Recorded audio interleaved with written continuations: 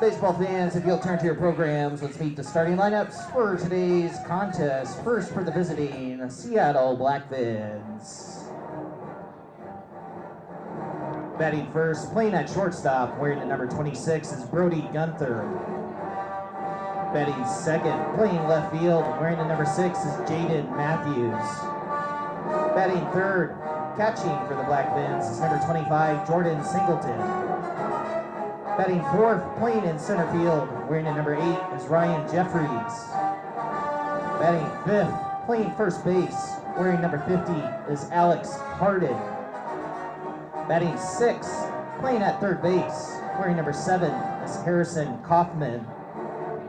Batting seventh, playing in right field, wearing the number 20 is Bryce Lindbergh. Batting eighth, playing at shortstop, wearing the number 2 is Jason Franzel. Batting ninth, the designated hitter, wearing number 33 is Cole Kennison. Today's starting pitcher for the Seattle Blackfins is number 14, Sam Cooper. And the rest of the Seattle Blackfins, who are head coached by Mr. Ben Andrews. His assistant coach is Mr. Mac Larson. Today's umpiring crew is as follows. Behind the dish at home plate is Mr. Dan Angelo. At first base is Mr. Scott Ginger. And at third base is Mr. Marshall Woods.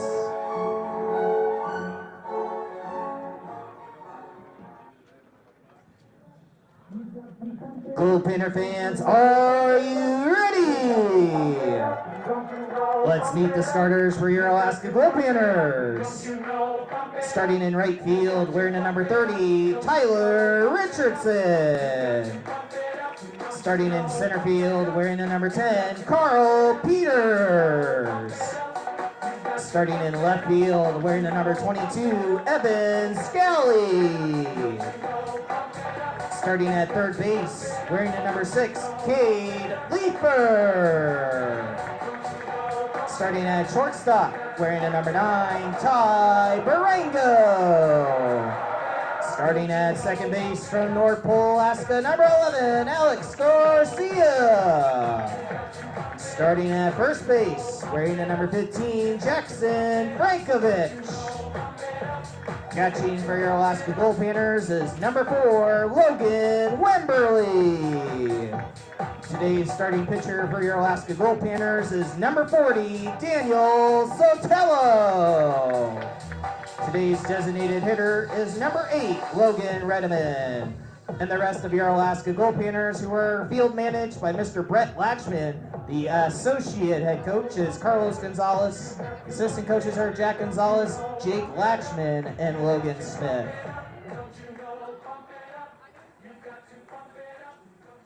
Ladies and gentlemen, it was on this day in 1927 that the Alaska flag first flew in the state of Alaska. So, happy Alaska Flag Day. We ask that at this time you all please stand. Kindly remove your caps for the singing of both the Alaska flag song and the national anthem by owner of Tommy G's Meat and Sausage, the man, the myth, the legend, Mr. Tom Gross. 8 stars of gold on a field of blue, Alaska's flag, may it mean to you. The blue of the sea, the evening sky, the mountain lakes and the flowers nearby. The gold of the early sourdough streams, the precious gold of the hills and streams, the brilliant stars in the northern sky, the Bear, the Dipper, and shining high, the great North Star with its steady light, o'er land and sea, a beacon bright. Alaska's flag to Alaskans dear, a simple flag of the last frontier.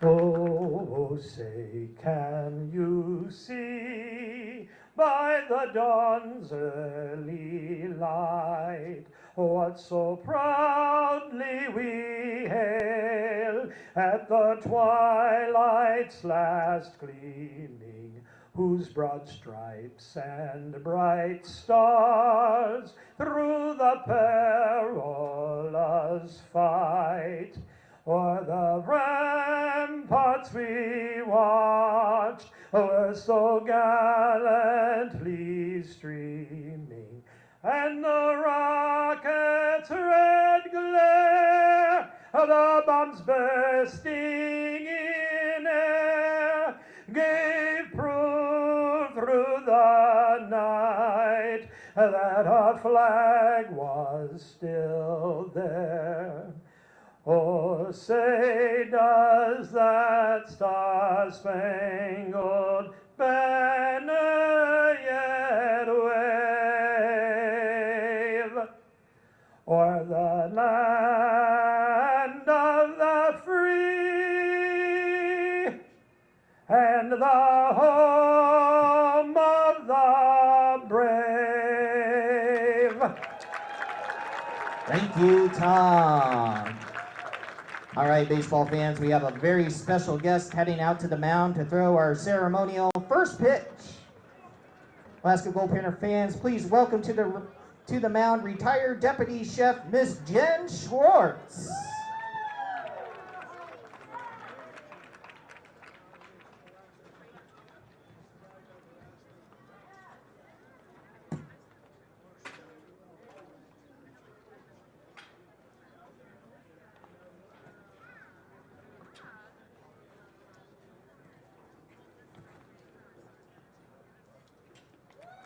Perfect.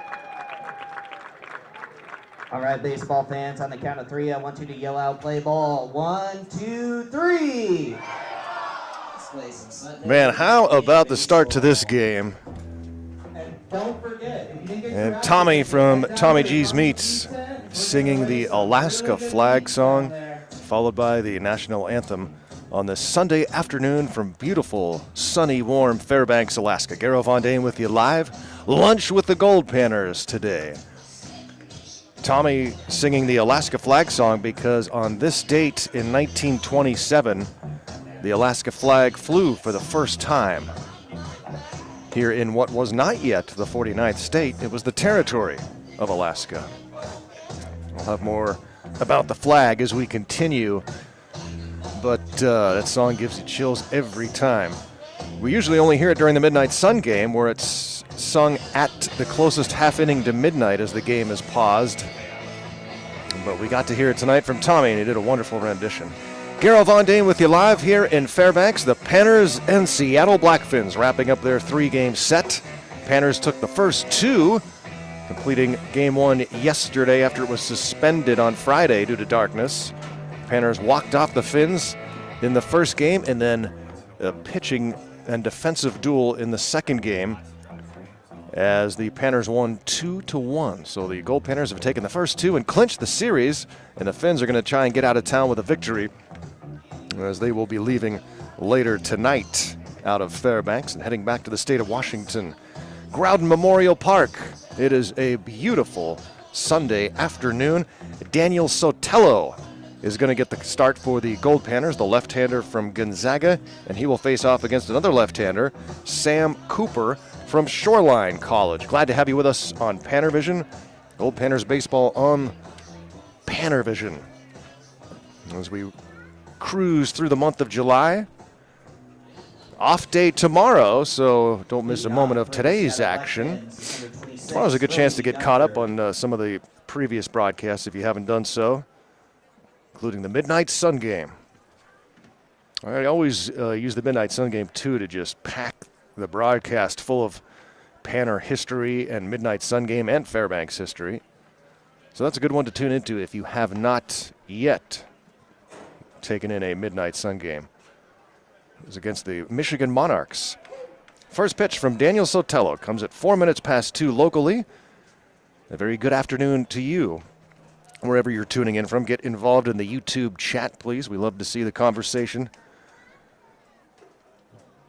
Brady Gunther leading things off.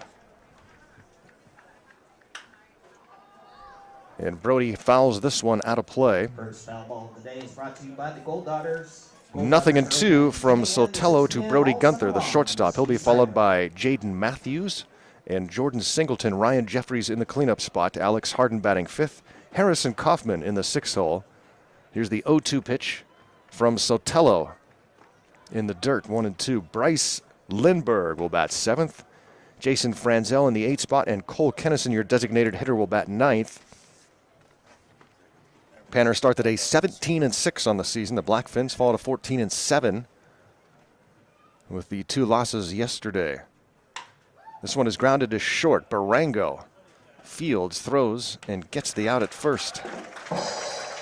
Gunther is retired. 6-3 brings up Jaden Matthews. Defensively for the Goldpanners, catching for Sotelo is Logan Wimberly.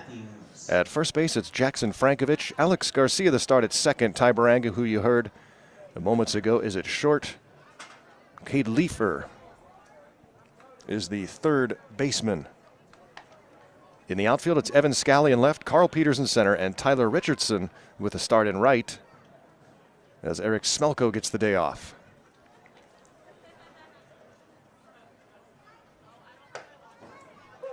Strike called on the right-handed hitting Jaden Matthews. The Finns came into Fairbanks batting .309 as a team, but in the first two games batting just .221. Only 4 hits in the nightcap yesterday. Great pitching effort from Garrett Erickson and Mason Schmidt. Both their best outings of the summer. Another one. 0-2 on Matthews.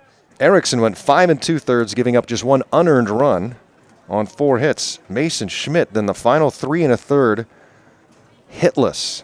1 batter reached. That was on a walk. He struck out 2 and got the win. Only 1 ball left the infield in those 3 1/3 that Mason Schmidt pitched.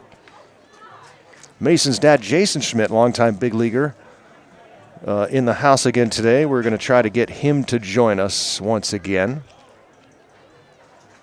We had Jason up here back on June 9th for a few innings for an interview, and Chris Carlson just clipped that interview out and put it on our PannerVision YouTube page.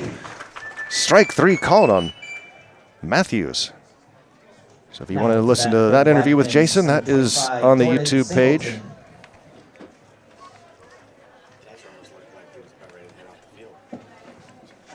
Jordan Singleton, the catcher for the Blackfins. It was a gorgeous night last night.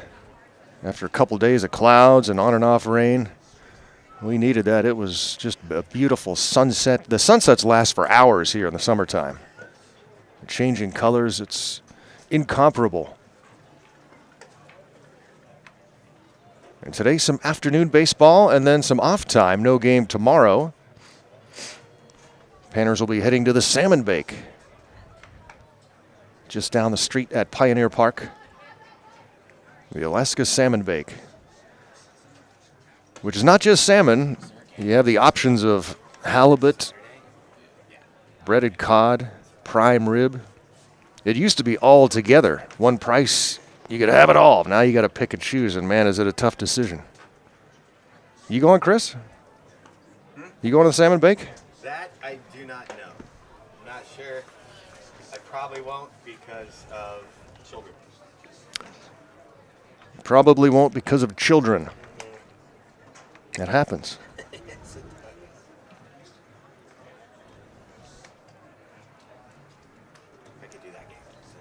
Jordan Singleton with a 2-1 count against Sotelo. Tour bus rolling by. Chopper foul. I took the bicycle downtown today and saw tourists just everywhere. Most tourists that come to Alaska never get near Fairbanks. The vast majority of tourists who come here just do the cruise down on the southeast and barely touch mainland Alaska. And if so, they reach Juneau or Anchorage. But only a few actually go through the state and come to Fairbanks.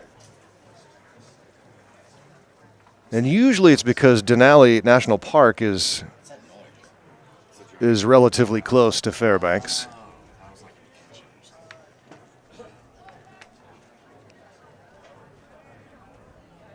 The drums are a-beating. The powwow across the street, associated with the World Eskimo Indian Olympics. And we hear those drums beating all day. Native dances going on, exhibitions. It's a really cool event.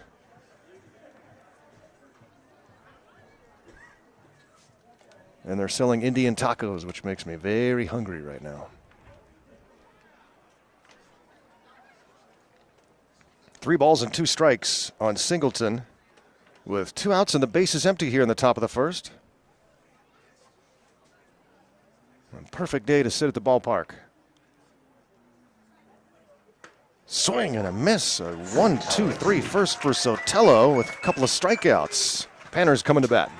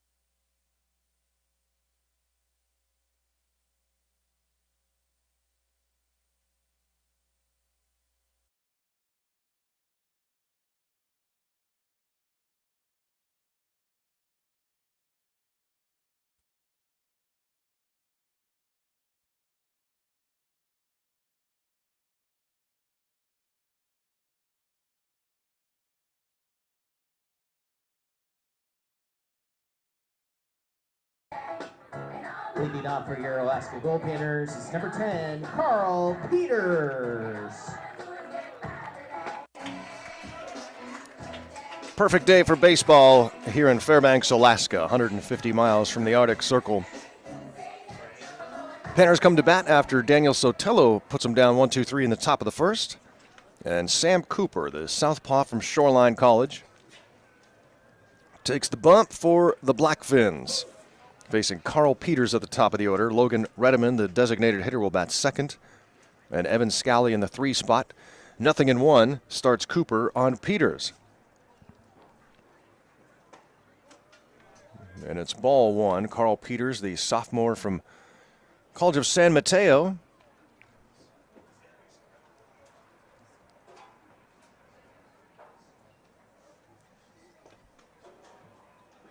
Our good friend Riley Goulding is.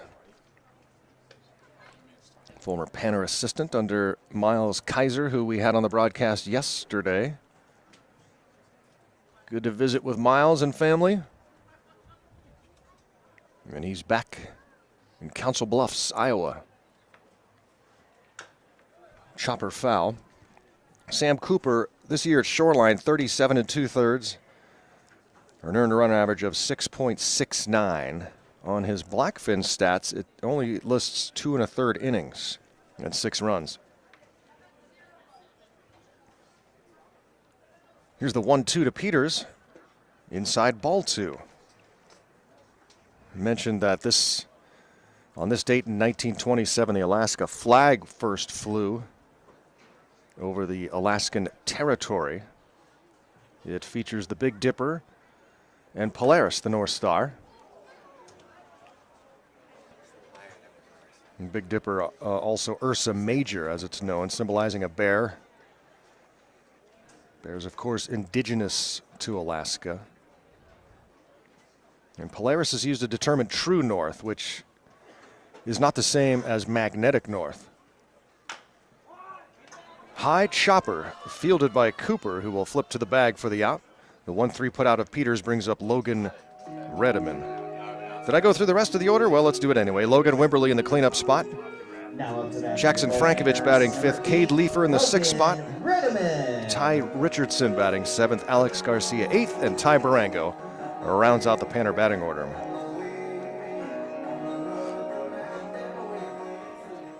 The Gold Stars on a dark blue field with the North Star larger than the other stars. The design was created by a kid, Benny Benson of Seward, and his design was selected from over 700 entries in a contest.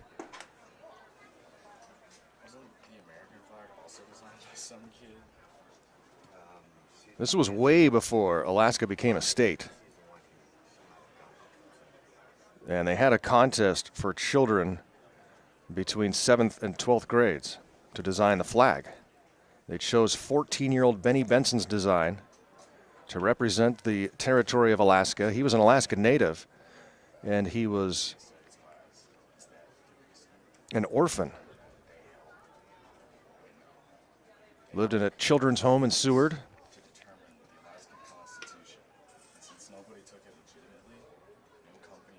Other entries had seals and the midnight sun, the northern lights, polar bears, gold pans, all those things. Benson was awarded $1,000 and an engraved watch. He always looked to the sky for symbols in his design, and he liked looking up at the sky and the North Star before going to sleep at the orphanage. Base on balls for Redeman brings up Evan Scally. Here in the bottom of the first inning, scoreless game.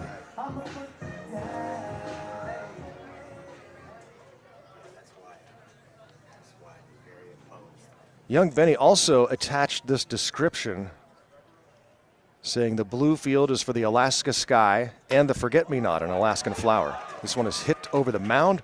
Shortstop will step on the bag for one, on to first, and the double play ends the first inning. No score after one.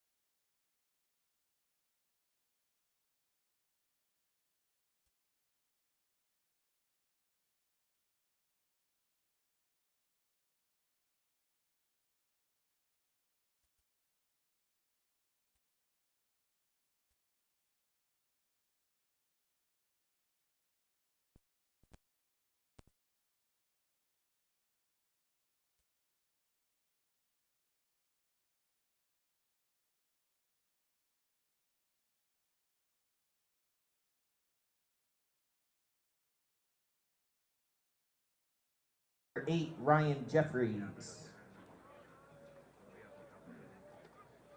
How to run the interview. Goldpanners baseball here on PannerVision on a picture-perfect Sunday afternoon in mid-July. Summer already winding down, as sad as it may be. Days getting shorter by about 8 minutes per day. You can really feel it. We've had some more rain the last couple of weeks. And more lies ahead. And by the end of the month, you really feel the summer coming to a close in July, if you can believe that. In August, everybody already starting to button up for the winter. The colors changing here in the fall, though, is astoundingly gorgeous. No score as we start inning number 2. Second inning of work for Daniel Sotelo facing Ryan Jeffries, then Alex Harden and Harrison Kaufman. 4, 5, and 6 spots in the Blackfins batting order. The Fins, the first place team in the Pacific International League, ahead of the Everett Merchants and Northwest Honkers. The Studs have drifted in the standings. Having a tough year are the Studs, uncharacteristically. They also have the Dub C Fish Sticks, a brand new team called the Gumbaroos, who were winless at last check.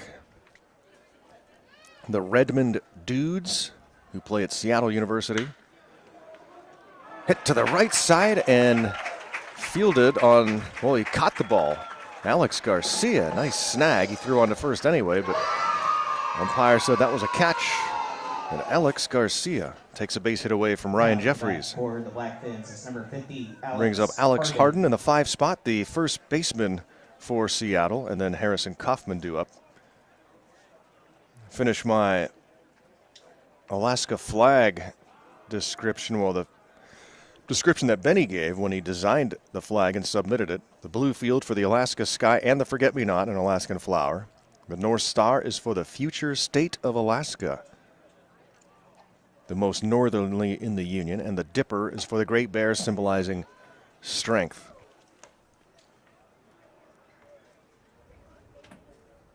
Decades later, Alaska would in fact become the 49th state.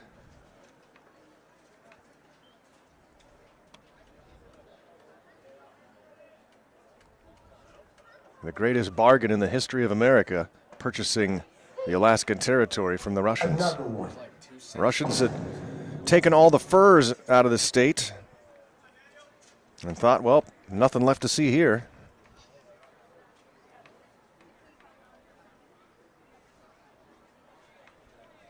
You can still find Russian churches dotted around Alaska, especially on the coasts. Ground ball to second. Takes care of Harden 4-3, brings up Kaufman, especially when we used to go down to Kenai to play. Now to bat for A the lot of Blackfins old is Russian number 7, Orthodox Harrison churches. Kaufman.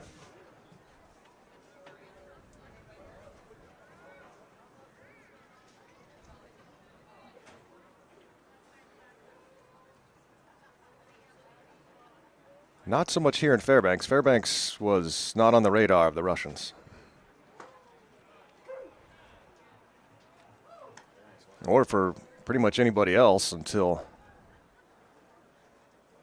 that boat ran ashore here and Fairbanks was slowly born. Here along the banks of the Chena River. This one is hit high down the right field line. Will it stay fair? No. Slices foul. Would have been extra bases, but instead Kaufman has to come up and pick up the lumber.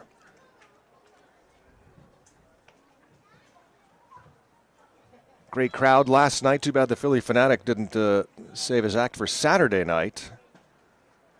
Philly Fanatic was here on Friday.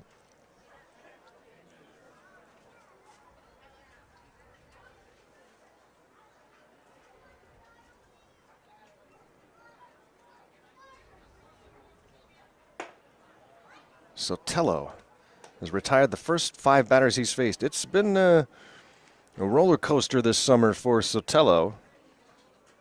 This is his 6th appearance. He's thrown 11 2/3 and given up 7 runs on 11 hits. He has struck out 18 and walked 10, and this one is hit fair down the left field line. That's extra bases for Kaufman. And he will get into second base standing up. 2-out double for the Seattle Blackfins here in the second inning brings up Bryce Lindbergh.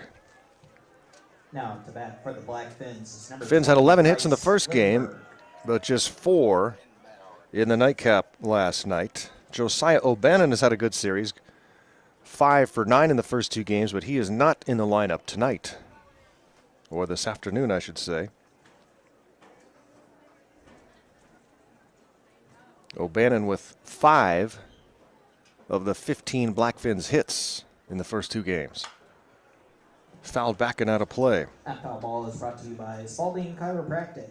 Panthers off tomorrow, and then the California Halos come into town for a nice long series. Later this month, the San Francisco Seals will be back.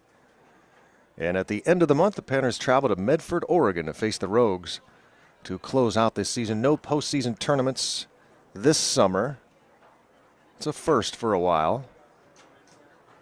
Panthers last year played in the MGF Marshals tournament in Salt Lake City. That was a blast. The year before, the West Coast World Series in the Sacramento, Yuma area. Yuba, rather. Said Yuma. That's Arizona. High down the right field side. Foul. Those West Coast World Series games took place at the home of the Lincoln Potters and the Yuba Sutter Gold Sox. It was hot and smoky down there 2 summers ago. All the wildfires had Sacramento smoked out. We have been blessed this summer in Fairbanks. Barely a hint of wildfire smoke. That's all on the eastern half of the continent. Check swing, he went around. Strikes out Lindbergh.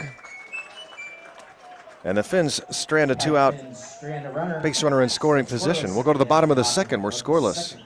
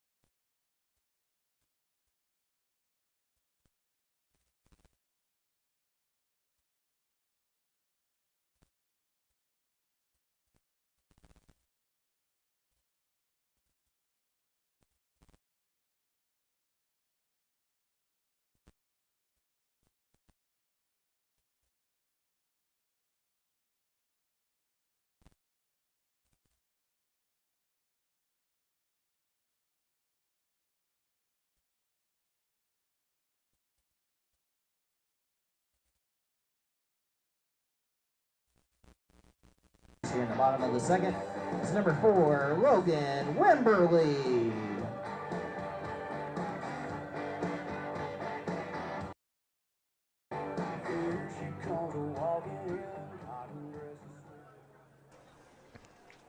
So glad you can join us on PannerVision today for Goldpanners baseball on a gorgeous Sunday afternoon in mid-July. First pitch on the bottom of the second comes high and inside on Logan Wimberly, who's catching today for the Panthers. Member of the United States Armed Forces. Wimberly, Frankovich, and Leifer do up here. Pardon me, in the bottom of the second. That one hit right off the wall between Andy Bunton and us in the press box. If I was paying attention, I would have grabbed that.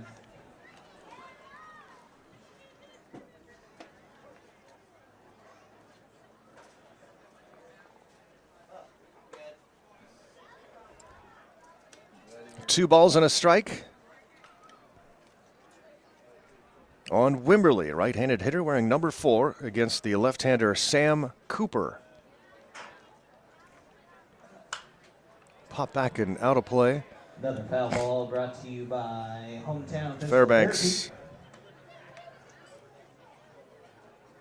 was really a unique place, basically grew because of the gold rush, as gold was found here in many places. You know, frontier type town.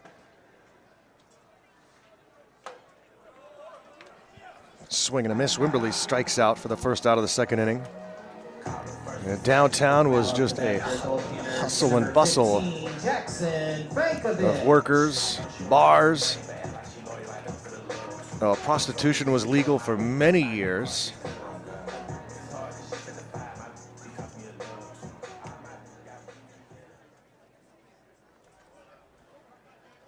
City burned down a couple of times, was flooded,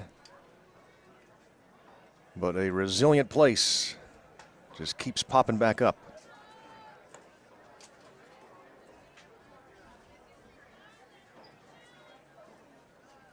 Fairbanks has beat the odds on many occasions. But throughout its history, baseball has played a big part in this area.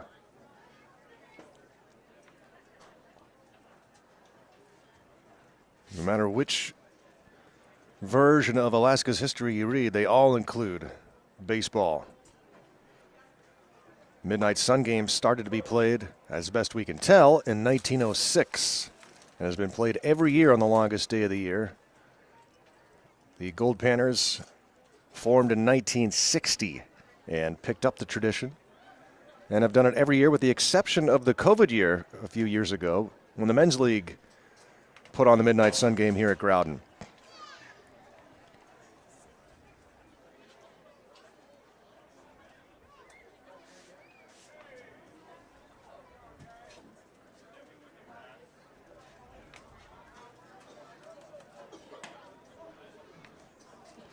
Inside for ball 4.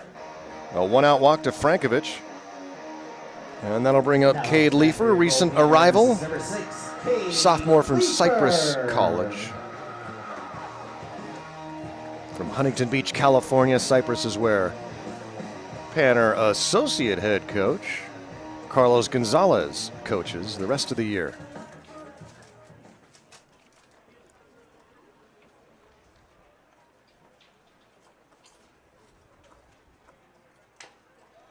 Panner field manager Brett Latchman in his first season. Jack Gonzalez, the pitching coach. Panner's GM is John Lorkey, who took over, I believe, in 2016.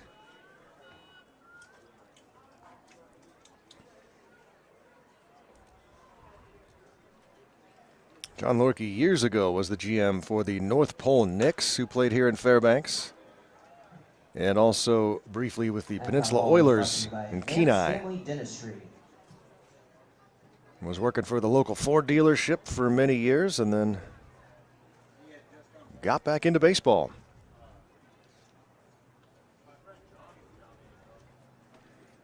The 1-2 to Leifer, they'll throw to first base. No score here, bottom of the second inning. Not much breeze to speak of on a warm, sunny Sunday afternoon.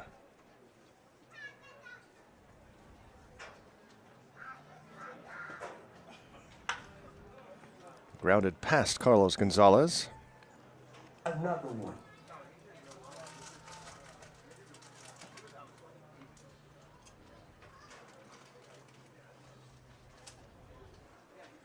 Sam Cooper, the left-hander for the Seattle Blackfins. Everybody had to use more pitchers than they wanted to in that first game because it started Friday night. Then the rain came. So after the pause, both starting pitchers could not return. Then each team came with a new pitcher, and then we had the stoppage for darkness. And so those pitchers were done.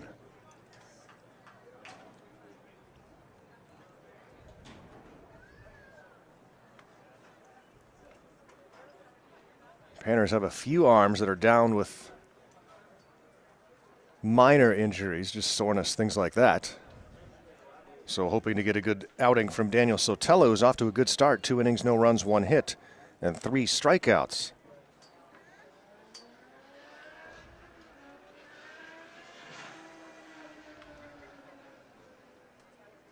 The 3-2 pitch. Crushed down the left field side by Leifer.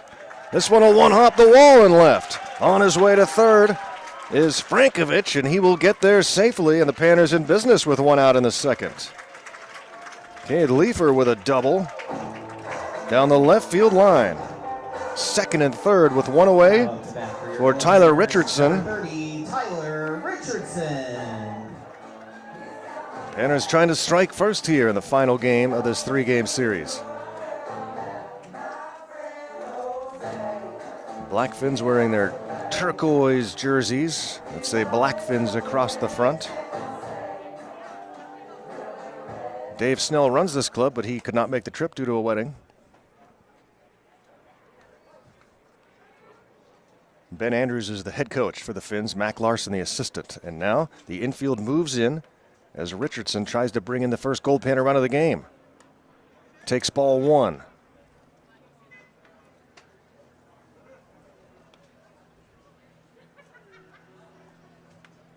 Richardson with runners at second and third. Strike called, it's 1-1. After Richardson is Garcia.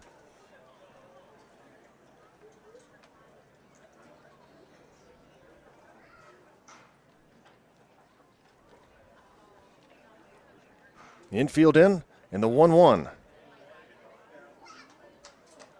It's 2-1.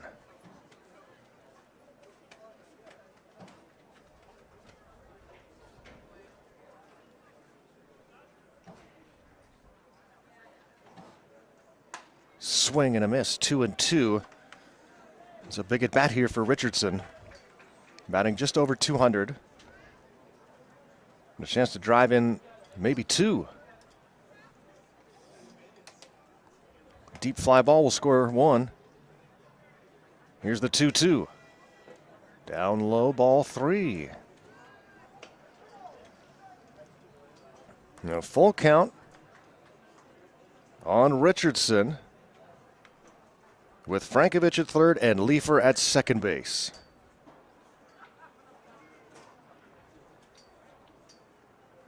And the payoff pitch from Cooper. Swing and a miss. He strikes out Richardson. Second strikeout of the inning and the game for Sam Cooper. And now it's up to Alex Garcia to drive in some Panner runs. Number 11, Alex Garcia.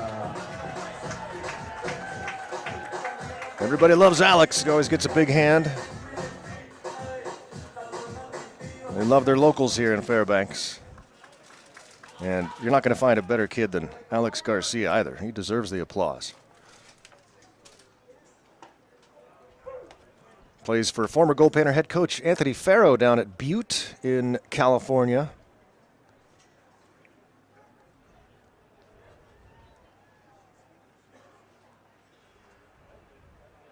The 1-strike pitch takes a ball. Butte College is situated really uniquely.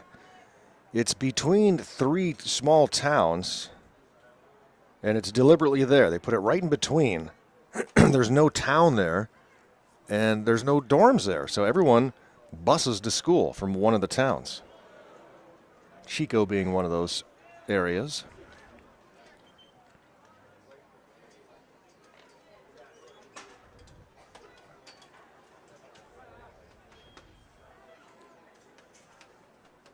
Garcia with a 1-2 count, runners at second and third, and it's skipped in the dirt, stopped by Singleton to keep the runners where they are. 2-2 to Garcia. Barango is on deck should Garcia extend the inning. Panner's trying to get on the board. It's scoreless here in the bottom of the second.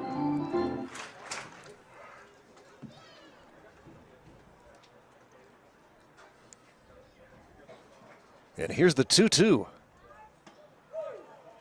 Called strike 3. Cooper strikes out the side. The Panthers strand a couple in scoring position. We'll go to the third, 0-0 game. Going to the top of the third inning. The Alaska Goldpanners would once again like to thank Tommy G's Meat and Sausage for being today's game day sponsor. Besides meat and sausage, they got steaks, they got the Wagyu beef. They also have some Italian products to include pastas. They got pasta sauce. They got olives. They got specialty stuff. They got t-shirts, sweaters, hats. Speaking of t-shirts, hats, and sweaters, if you've gone down to the merchandise booth, you'll see that they now offer tank tops. Tank top would be a great thing to wear. Alaska Goldpanner tank top on a day like this. Get your vitamin D in. Also, put on some sunscreen. It's only going to get hotter from here, folks.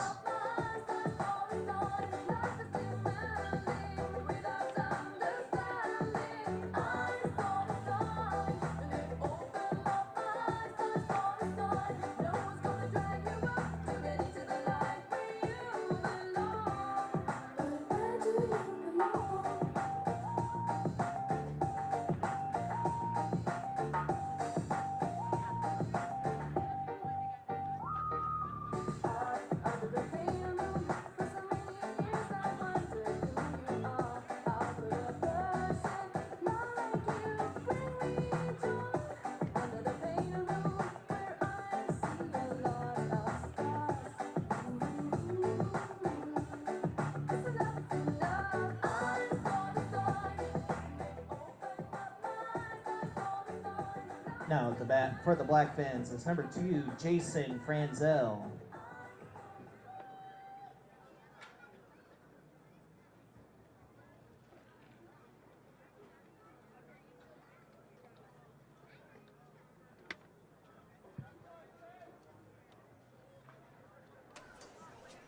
Jason Franzel leads off for the Seattle Blackfins as we start inning number 3 here from Growden Memorial Park, Fairbanks, Alaska. Franzel, then Kennison and Gunther at the top of the order.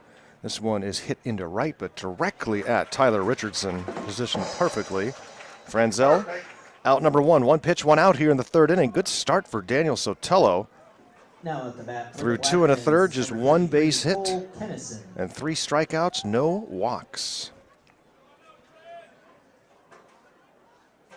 Panthers getting excellent pitching yesterday from Garrett Erickson and Mason Schmidt, and Sotelo trying to match them here today.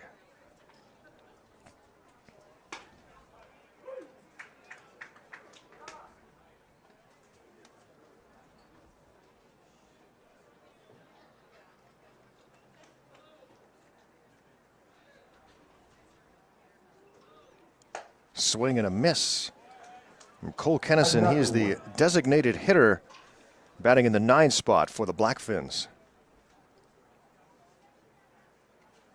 Another Shoreline College player. This one's fouled back underneath us here in the press box. This press box built in 1967. It was reinforced about a decade or so ago. This thing used to swing all over the place. That's why I didn't know what was going on. We were in Kenai a few years ago and had an earthquake in the middle of a game. And the press box started shaking and rattling, and it was such a familiar feeling to me from this press box that I didn't even realize it was an earthquake until somebody said something. And it was a pretty strong one. Strikeout of Kennison. That's 4 for Sotelo. And we go to the top of the order. Brody Gunther. Now pitch hitting for the A lot of Seattle earthquakes in Blackfins, Alaska. number 16, Tons of Austin earthquakes. Santiago. Everyone is always surprised by it, and it's to hear that fact, but there's just not a lot of people up here.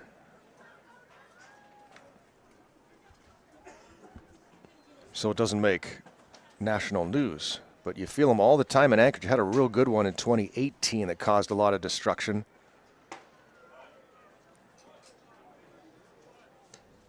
There's volcanoes up here, earthquakes.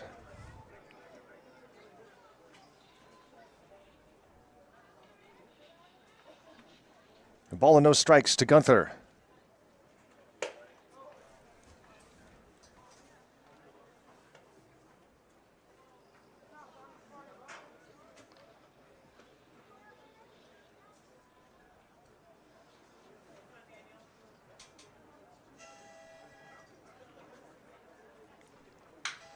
This one is lined to right. That's a base hit.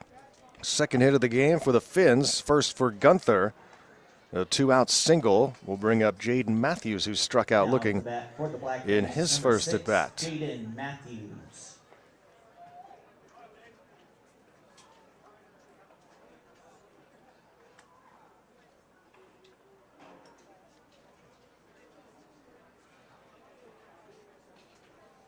Two outs and a runner at first base. No score. Top of the third.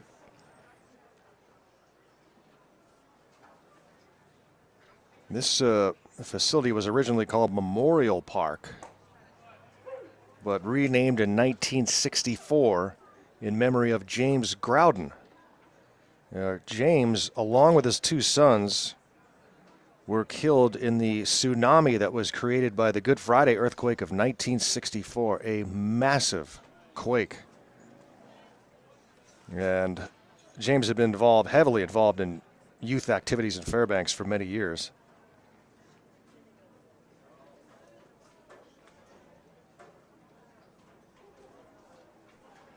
That Good Friday quake was incredible. Here's a ground ball to second. Flip to the bag for the force out. And that takes care of the Finns here in the third. Great start for Sotelo. No score.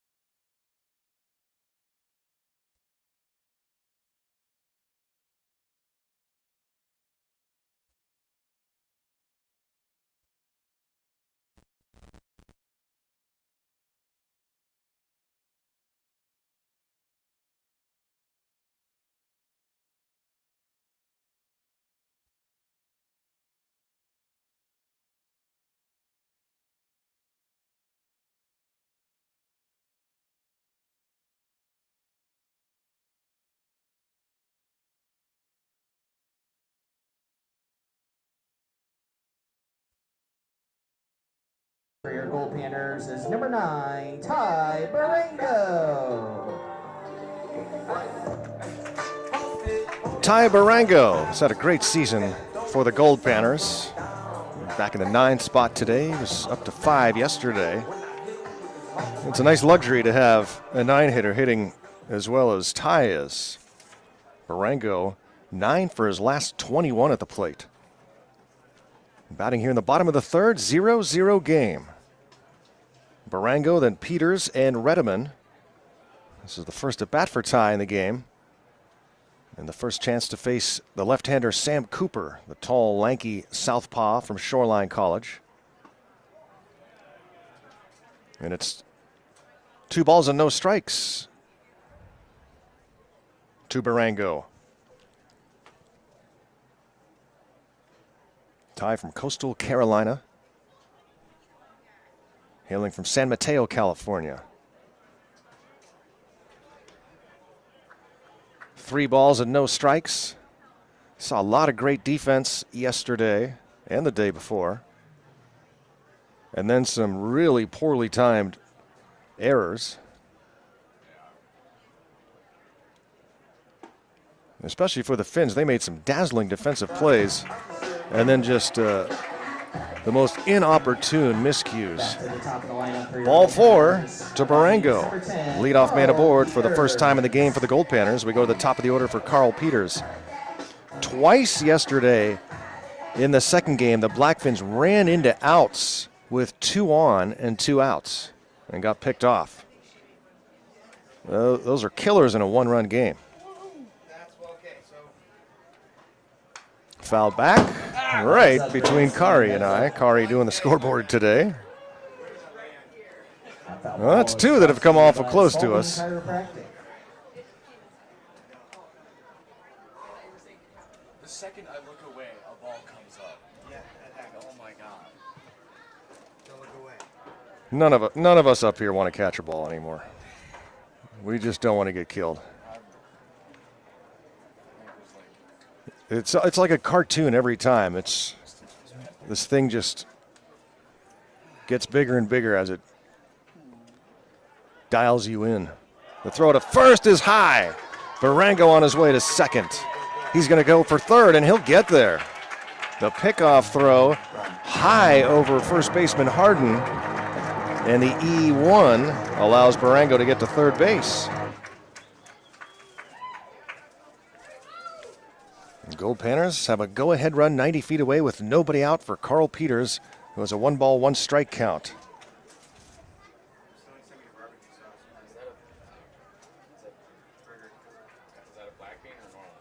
That 1964 Alaskan Quake I was talking about last inning on Good Friday was at 5:30 p.m. on Good Friday, March 27th. This one is hit down the left field line. This one's trouble. It's a fair ball. Barango scores easily. It's 1-0 Goldpanners. And Peters into second base, thought about 3 and then goes back to second. An RBI double for Carl Peters, and the Goldpanners lead it 1-0. Now to bat for your Goldpanners. That one was just barely fair down the left field line. 1-0 home team. Here in the finale of this 3-game set, Panthers have taken the first 2 games and now going for the sweep. That earthquake across south central Alaska that caused ground fissures, structures collapsing. That is a fair ball that hits the bag, and no chance for Kaufman to make a play. Infield hit for Redeman. Staying put at second base is Peters, so 2 on with still nobody out. 22, Evan Scally. The tsunamis, though, that resulted from that quake caused 131 deaths. The pictures are incredible if you look it up. 4th Avenue in Anchorage just sinking into the ground.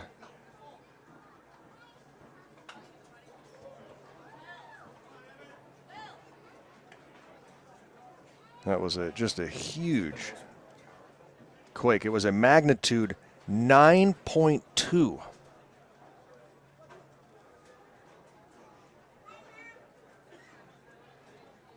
Caused $300 million worth of damage, which would be $2.94 billion today.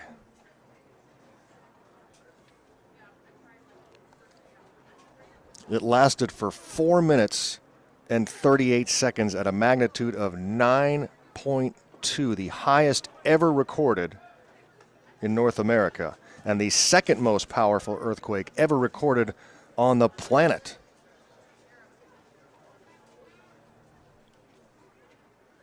Ball and 2 strikes on Evan Scally, who's suddenly 0 for 5 after he couldn't get this guy out.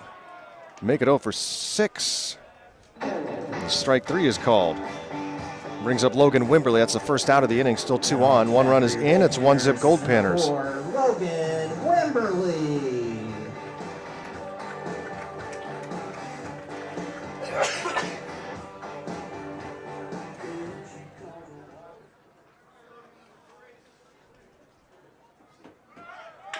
Runners take off, and it's a chopper towards short. They will both be safe. The throw to first will get Wimberly. So 6-3 put out of Logan. But now the Panthers have second and third with 2 outs for Jackson Frankovich. For your Goldpanners is number 15, Jackson Frankovich.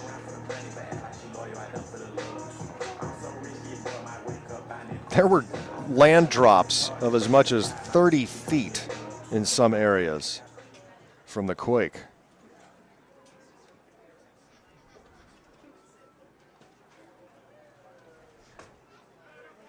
Valdez, there were massive landslides causing the deaths of about 32 people. And a 27-foot tsunami destroyed Shaniga, killing half of its residents.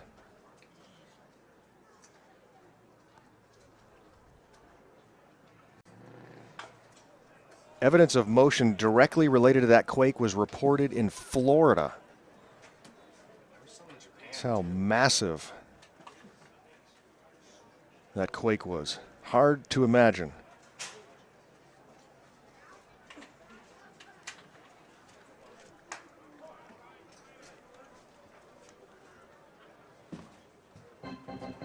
Ball and 2 strikes on Frankovich, who walked in his first plate appearance. Panthers picking up a run here. Barango led off with a walk, went to third on a pickoff throw that was high, and then scored on the double from Peters. Peters now at third base. Redeman at second after an infield hit.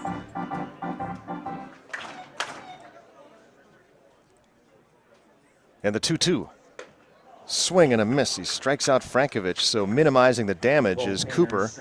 But the Panthers pick up a run, and it's 1-0 after 3. They lead 1-0. So we head to the top of the fourth.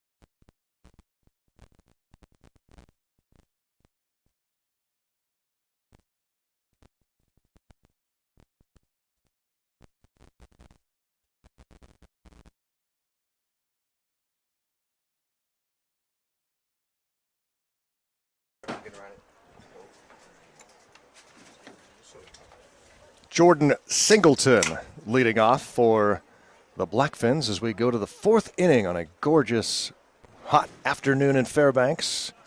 Glad you can join us. Get in on the YouTube chat. I see it's starting to look a little busy over there.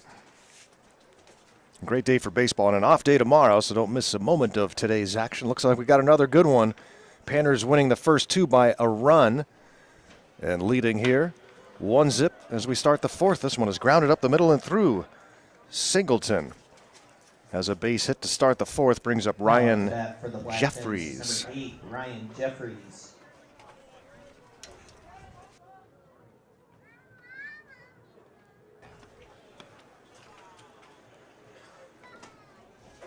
Ryan Jeffries lined out to second in his first plate appearance on a nice catch by Alex Garcia. Wonderful start so far for Daniel Sotelo. His best outing of the summer. And we are in the fourth inning. He has allowed no runs and now 3 base hits.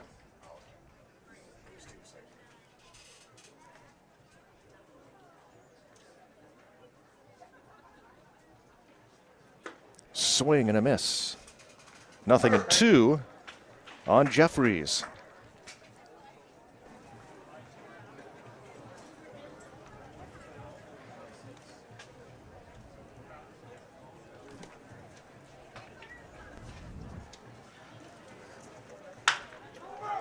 Grounded right side, and Garcia takes care of him again. On a 4-3 put-out, brings up Alex Harden. Goldpanners leading by 1. The Finns get a runner into scoring position. Alex Harden.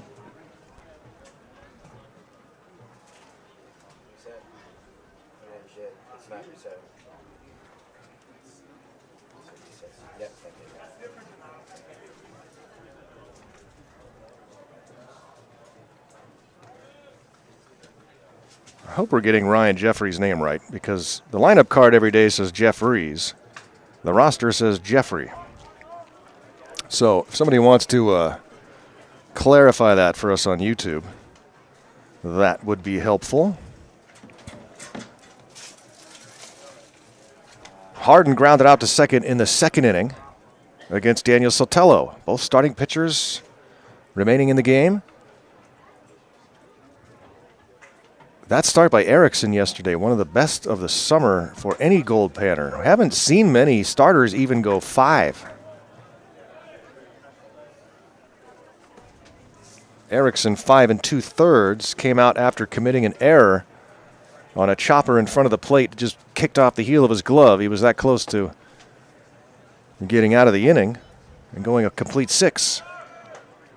Runner takes off for third. The throw goes into left field, and that's going to score a run. Stolen base for Singleton, and then scores on the throwing error. Charge to catcher Logan Wimberly. Threw from his knees and threw it in the dirt, and unable to make the snag was Leifer, and it goes into left field, allowing Singleton to score. We are tied at 1, and here's Alex Harden with a 1-ball, 2-strike count.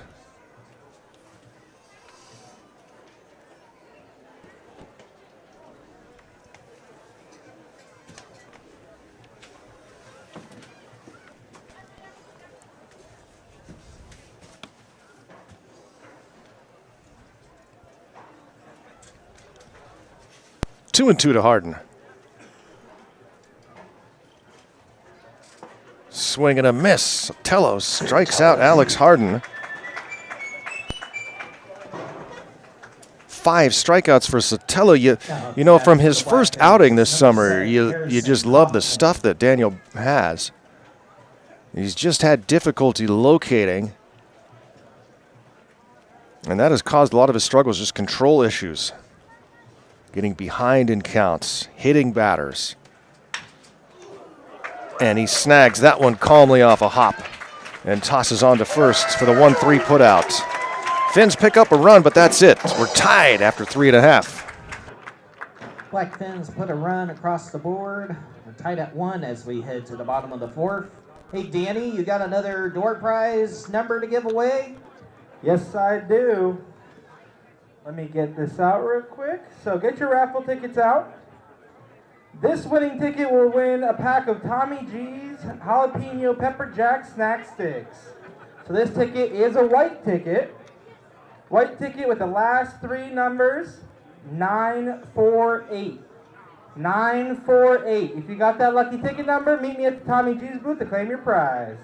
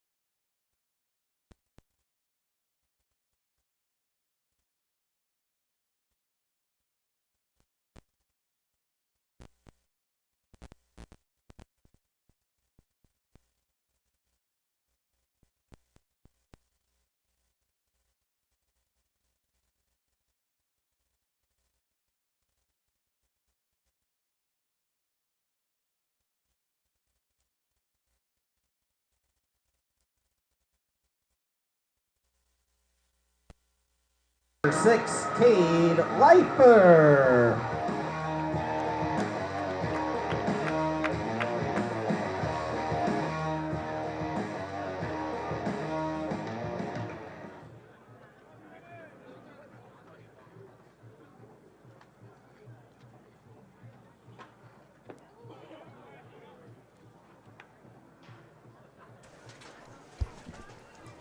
Excuse me, I had to take a bite of my burger here. The fine ladies at Frosty Hooters sending us up some burgers, and we thank them kindly. A 1-1 score. I was checking out the YouTube chat. Some of the guys discussing their dinner options today. 2 balls and no strikes. Panthers bat here in the bottom half of the 4th in a 1-1 game. A run on 3 hits for the Goldpanners, 1 run, and 3 hits for the Blackfins. Leifer, Richardson, and Garcia. And a 4-pitch walk to Leifer. He's on base for the 2nd time in the game. Now up to bat for your Goldpanners is number 30, Tyler Richardson. That was a crazy ending to the first game yesterday, wasn't it? Panthers blew a 7-4 ninth inning lead, only to win it in walk-off fashion on the Evan Scally rocket to deep center. It was a double, scoring the runner from first with 2 outs as we avoid extra innings. Then the Panthers take the 2-1 win and a great pitching effort, allowing just 4 Finns hits in the night game. And a 1-1 game here in the bottom of the 4th. It's been a good series. Blackfins hoping to get out of here with a win and salvage something. The Panthers looking for a sweep heading into the off day. It's hard to win in Fairbanks. I was talking to Coach Marty Lawrence of the Honkers, a friend of ours down in Grand Forks. The Honkers came up here a few years ago and just got blown out in every game. I said, when are you coming back to Fairbanks? He said, I don't know if I ever want to go back there.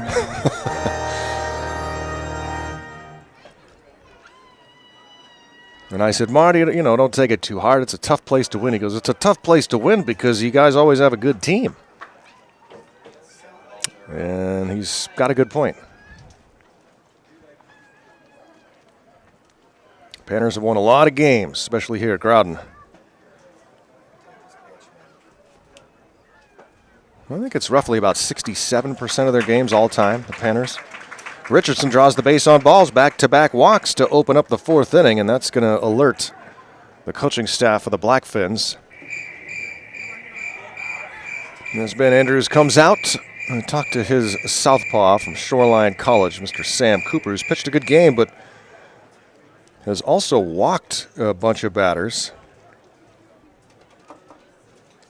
Now 5 walks in 3 1/3. He's danced around trouble. Panthers had 2 on in both the 2nd and 3rd innings and got just 1 run out of it.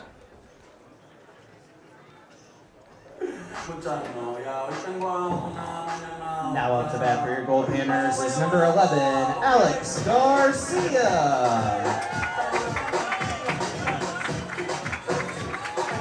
Alex Garcia, the batter. North Pole Alex struck out looking in the 2nd inning. He bats here with 2 aboard and nobody out. A 1-1 game, bottom of the 4th. He squares around, then pulls the bat back and takes ball 1 in the dirt. 9 balls in a row. Yeah, at Grand Forks, the bleacher bums would be saying, ball 9, ball 9. And there's a strike.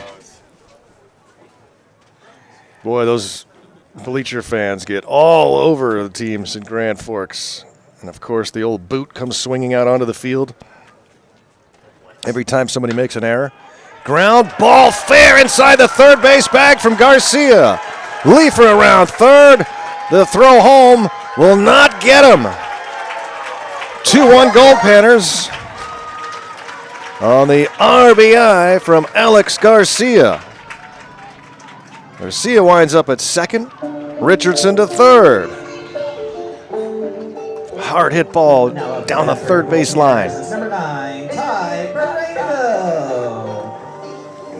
Also, this home plate clean is brought to you by. It's going to go as an RBI double for Alex. At a time, and proud sponsor of home plate cleaning. And here's Ty Barango.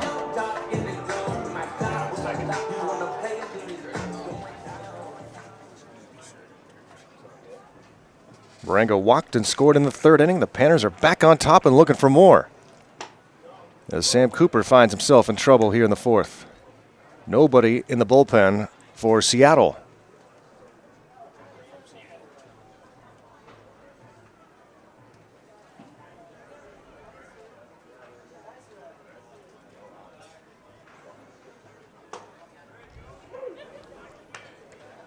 Strike is called.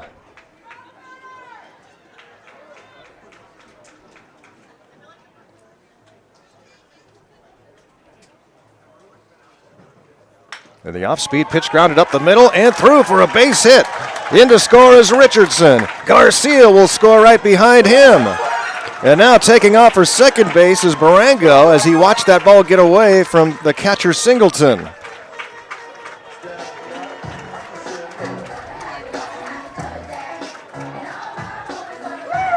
The Panthers on top 4-1 here in the fourth inning as the offense comes to life.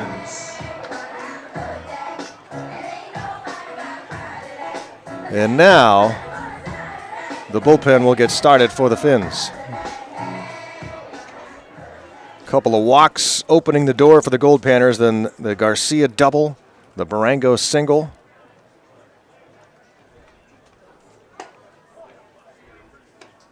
And still nobody out here in the fourth inning.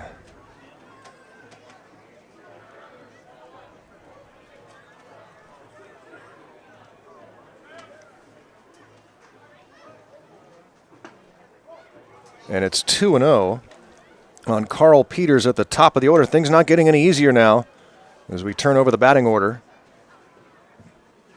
Not any easier for Sam Cooper, that is.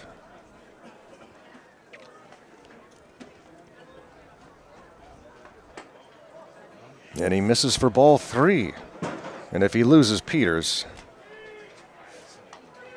that might be it for Cooper. But a right-hander just getting started throwing in the bullpen for the Fins.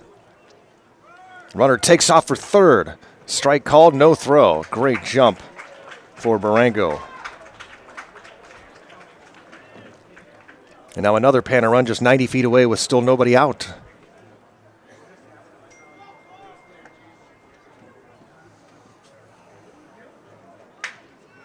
Soft roller towards first, and the runner's going to stay put at third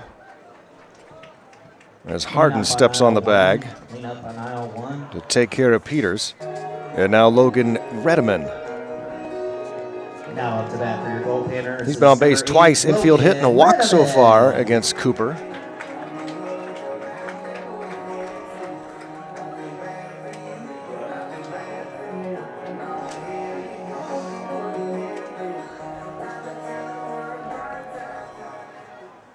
'68th season of Goldpanners baseball.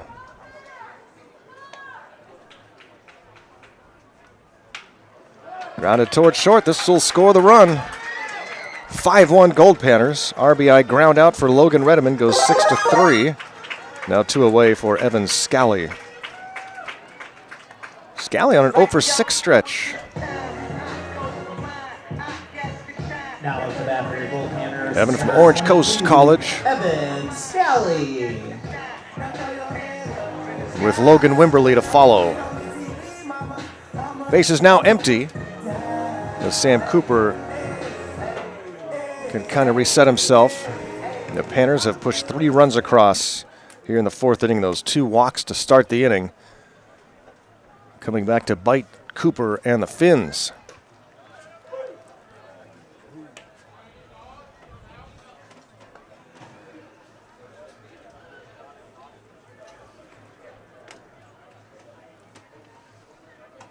All these Goldpanners that have gone on to the major leagues over the years, somewhere around 215. Very few have been on my beloved Pittsburgh Pirates. Mike Benjamin. I'm trying to think of who else.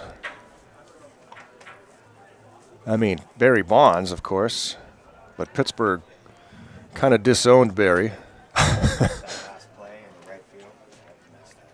Oh, why don't bring up the Braves game, Chris.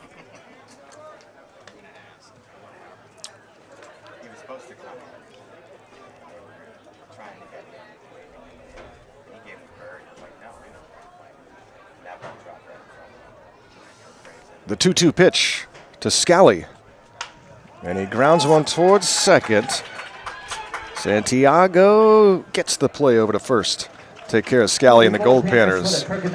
Panners score 3 in the fourth and lead it, or rather 4 in the fourth. And it's 5-1 Goldpanners.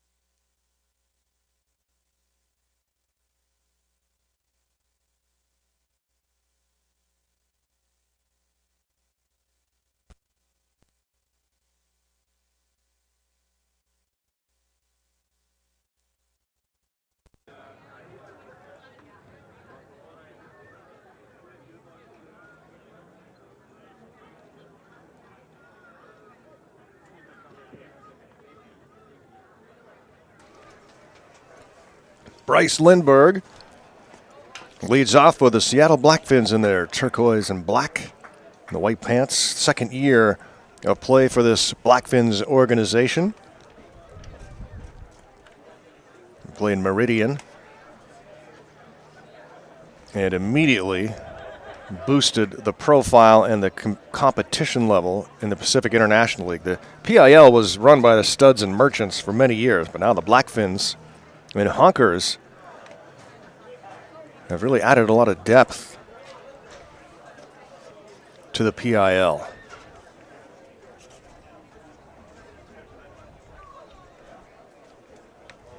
Panners have enjoyed some good competition with PIL teams in recent years.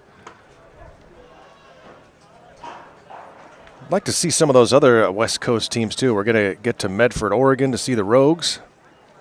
Later this month, we went to Eureka, California to take on the Humboldt Crabs a couple years ago. That was a great trip. It'd be fun to go back there. The Crabs don't travel, really. They play all their games at home, with a few exceptions. But it's a wonderful atmosphere there, downtown Eureka. Wild, packed houses every night. Crabs crushed the Panners in that series. They had so many arms. They would start a hard-throwing right-hander, then bring in a lefty with all sorts of breaking stuff, and then bring in their closer throwing 94. Just one after another. 2 balls and 2 strikes on Lindbergh with Franzel and Kennison to follow. Chopper foul. It's 2-2. Daniel Sotelo. Just 3 hits allowed and 4 innings of work.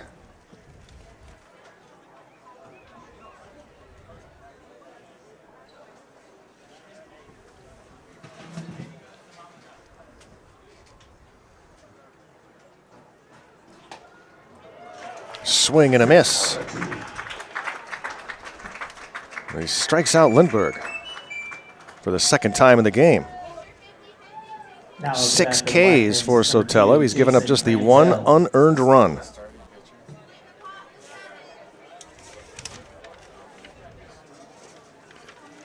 The Blackfins don't have an earned run since the 9th inning of Game 1 when they scored 3 to tie that game at 7 before the Panthers walked them off in the bottom of the 9th. One unearned run yesterday for Seattle, and same today. And Panther pitchers have not given up an earned run in 12 1/3.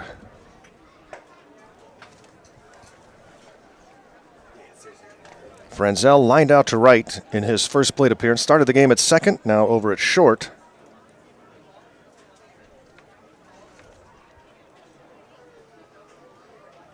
Sotelo falls behind 2-0.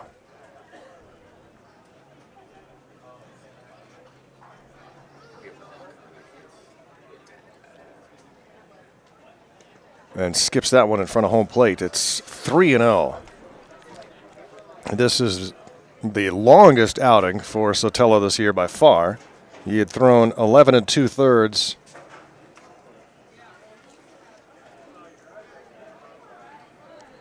so far on the season in 5 appearances.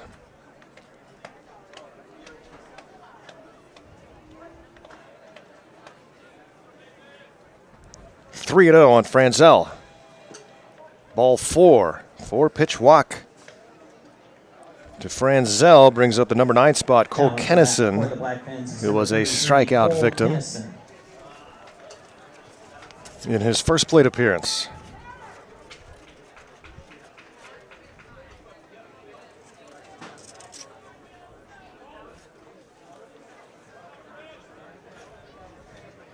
Speaking of my Pirates, they finally won a game today, beating the Diamondbacks 4-2.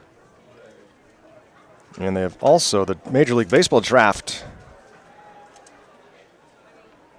taking place, and the Pirates had the number 1 overall selection. A lot of debate on what they were going to do, and they select LSU pitcher Paul Skeens with the first overall pick, so they took the pitcher.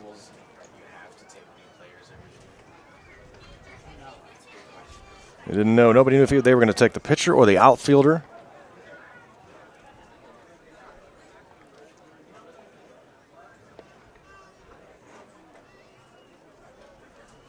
Electric arm.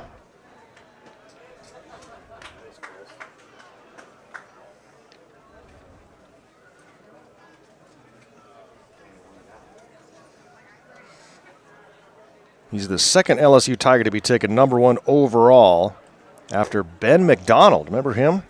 Back in 1989. The first pitcher to win Most Outstanding Player at the College World Series and go number 1 in the draft. Phil Nevin was the other one to do that. 2 balls and a strike. 2-2 on Kennison, runner at first, and 1 out. It's a 5-1 Goldpanner lead after a 4-run fourth.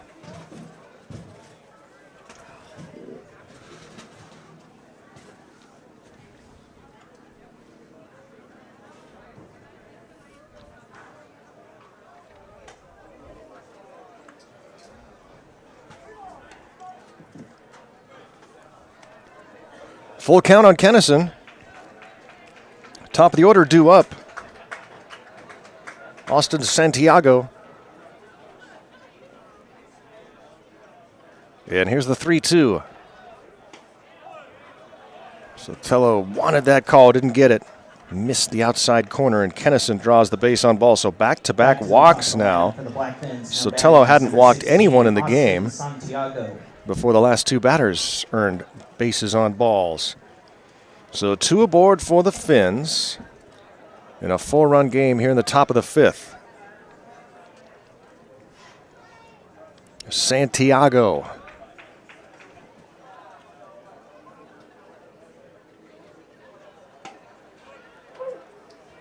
Takes a strike.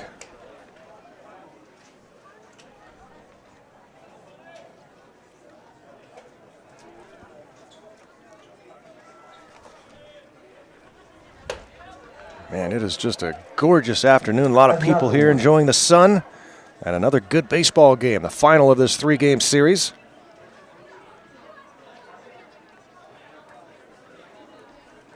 And the 0-2, runners on the move, pitch way outside and no throw. Second and third with 1 out.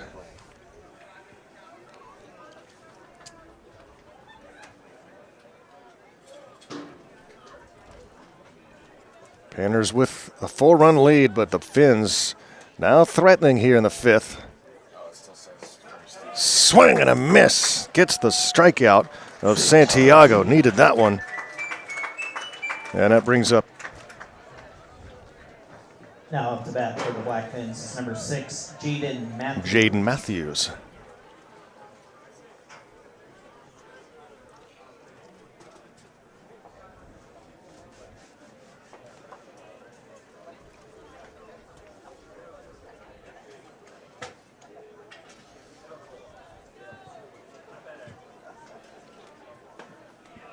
Matthews takes a strike. He's 0 for 2 so far in the game. Struck out back in the first, reached on a fielder's choice in the 3rd inning and trying to draw the Blackfins closer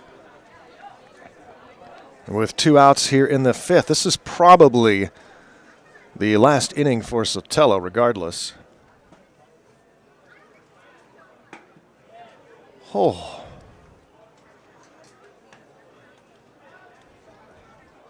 It's called ball. After Matthews is Singleton, Jordan Singleton so far has scored the only run for the Fins. Fastball is fouled out of play. It's 1-2. That foul ball is brought to you by the Gold Daughters. Sotelo played for Miles Kaiser for a season. Point on the East Highway.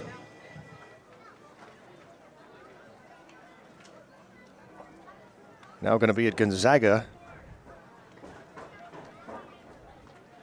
And here's the 1-2. Called strike 3. Gets it that time. And the Fins strand a couple of runners in scoring position. We've played half a game. It's 5-1 Goldpanners. Runners. Put another goose egg up on the board. Still 5-1. Hey, Dan.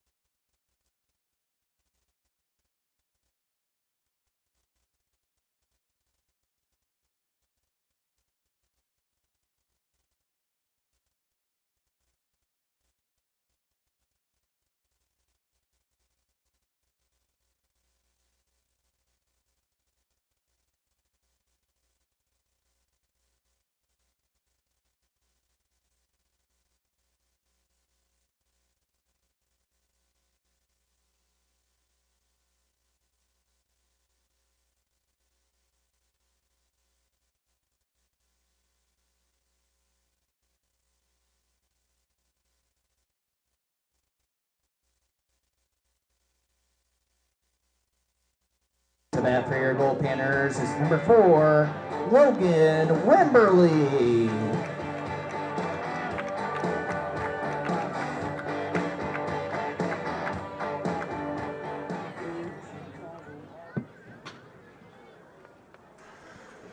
Logan Wimber leads off for Fairbanks in the bottom of the 5th inning.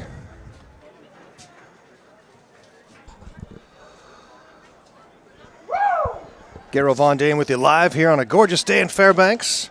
Hope you're enjoying Panthers baseball on PannerVision today. PannerVision started in 2001. Goldpanner games on the web. Todd Dennis inventing this whole thing. Here we are in 2023 on YouTube.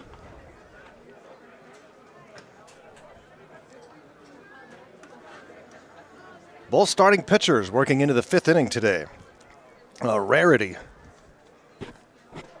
Sam Cooper, the left-hander for the Blackfins, and Daniel Sotelo has worked through 5 for the Goldpanners. Probably it for Sotelo. His longest outing of the summer by far.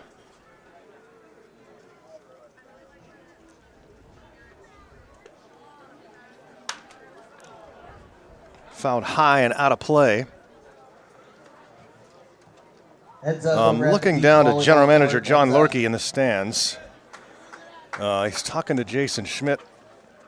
I asked John before the game to speak to Jason again about coming up today. So we'll see if he's able to make it up. Talked to him for quite a bit after the game yesterday. Enjoying his time here in Fairbanks, a lot of family in town. And got to see Mason's best outing of the summer. His son, the freshman at San Diego. Here's the 2-2. Well outside, 3 balls and 2 strikes. Wimberly trying to get on base for the first time this afternoon. This game started at 4 minutes past 2. We're at 3:33 local time. Strike 3 called. Wimberly taking a step towards first. But he'll have to go back to the dugout. And here's Jackson Frankovich. 0 for 1 with a walk. Activity continuing in the Finns bullpen, too. That might be it for both pitchers after this inning. A right-hander throwing for Fairbanks. Staying loose. That bullpen for the Goldpanners up the left field side a couple years ago, when Tim Kelly was the head coach / pitching coach, they had a fish pond in there, a full dugout fish pond, a lined pond with real fish and a big inflatable shark.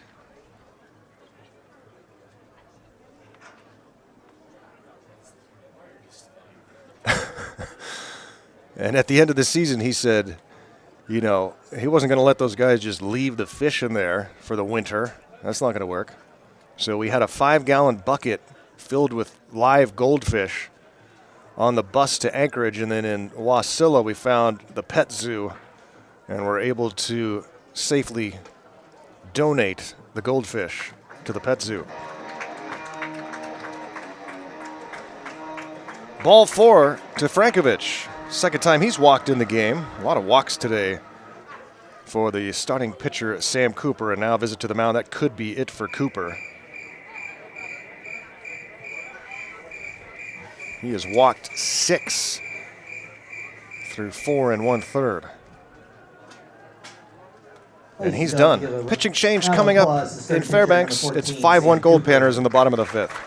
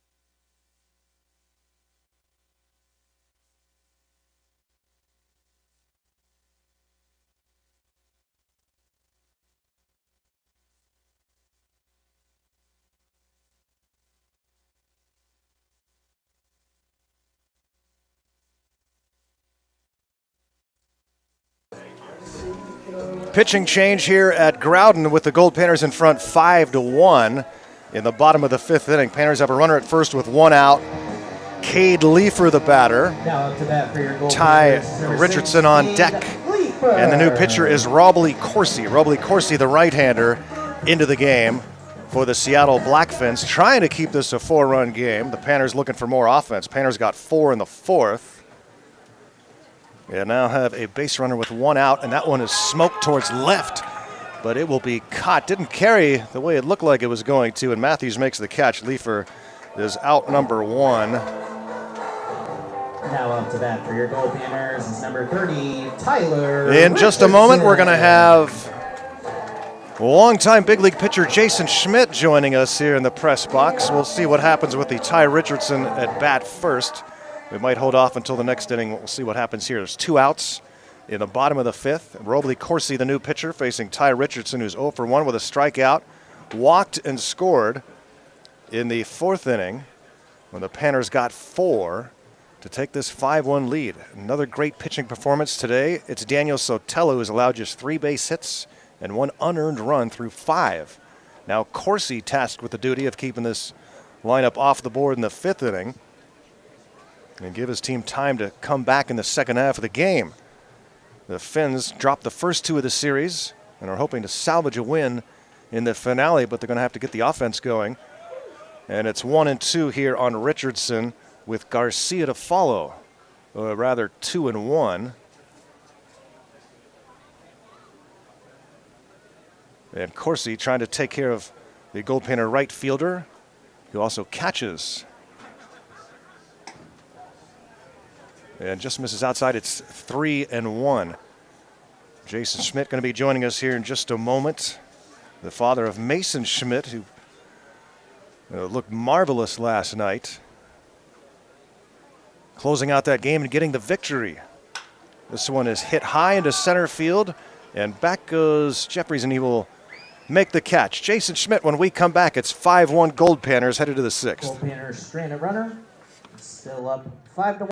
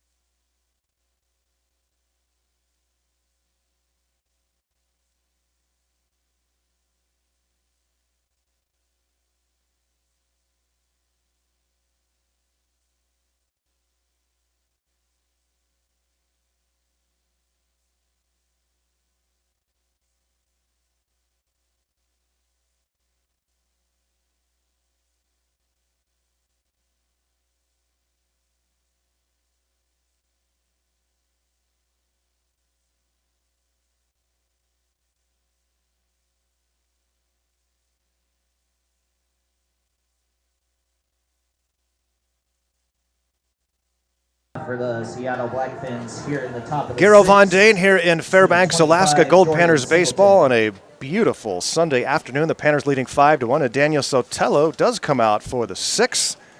And he has allowed just 1 unearned run on 3 base hits. I'm now joined by longtime big leaguer, Atlanta Brave, Pittsburgh Pirates, San Francisco Giant, Los Angeles Dodger, Jason Schmidt. Jason, welcome back to Fairbanks and the press box here at Growden. Yeah, best view in the park right here. It's the best view in town, Jason. There is no better view in town. You got to drive up to those domes up there to see anything better than this view here. But just a perfect day for baseball, and we've been blessed by great weather here much of the summer. We haven't had the wildfires that we normally have, and the Panthers winning a lot of games, leading 5-1 here in the 6th as Daniel Sotelo faces the 3, 4, and 5 spots. Singleton, Jeffrey, and Harden. Singleton have won for 2 days so far, but when did you get back into town on this trip? Gosh, I'm trying to think what day we flew in. We've been here probably about 3 days now, I would imagine. Yeah, the days of the week don't matter up here. Exactly. Have you noticed that? Yes. You never know. It's just what time is the game tomorrow Yep. is the only thing that you think about. Well, I never know what day it is. How have you been spending your time besides being here at the ballpark? We've been kind of hopping from restaurant to restaurant. Probably do some sightseeing tomorrow on the off day. But other than that, not a whole lot. Just trying to kind of pick up my son when he needs to be dropped off, and just hanging out really. What are you going to do tomorrow in terms of sightseeing? Just around town, or are you going to head out into the hills a little bit? I don't know. We're thinking about maybe going and renting some kayaks somewhere and hopping on a lake. Oh, nice. There you go. Did you? I don't know. Remember if we talked about it last time? Did you make it out to the hot springs? I did not. I know that's on my daughter's list, so that might be a possibility as well. That's a cool trip. It's just an awesome drive. It's about an hour out, and you often see moose along the way. And the hot springs are, of course, cool. But, yeah, it takes up a few hours of your day. So Well, we may have to move that to the top of the list then. it's pretty cool, yeah. It's a nice spot. And if you have some rods and reels, there's a million places to stop and drop a line in the water on the way and back. That we do. Have you done some fishing? I have not here. My son's done a fair amount. I don't know if you guys heard, his car blew up on the 4th of July with his fishing gear in there and everything. So he's a little short-handed at the moment. We'll figure that out tomorrow. Blew up? Yeah, they're not sure how. Neighbor's car caught on fire next to his and exploded, and then his exploded as well. We're not sure if it was fireworks or what exactly happened. What? Yeah, very interesting. An exploding car? That was here? That was here. Yes, it was. Oh, my gosh. Runner takes off for second, and the ball is dropped by the catcher, Wimberly. So a stolen bag for Singleton. Jeffrey, the batter, with a 2-ball no-strike count against Sotelo. I'm joined by longtime big leaguer Jason Schmidt. Yeah, I wasn't here on the 4th. I was down in Anchorage, so I missed that. But an exploding car, that's a crazy story. Yeah, and he just happened to be watching a movie, and I think they were blowing up the White House in the movie, so he didn't really know what was going on. He didn't hear it, and looks out his window and saw all these fire trucks and had no idea what had happened originally.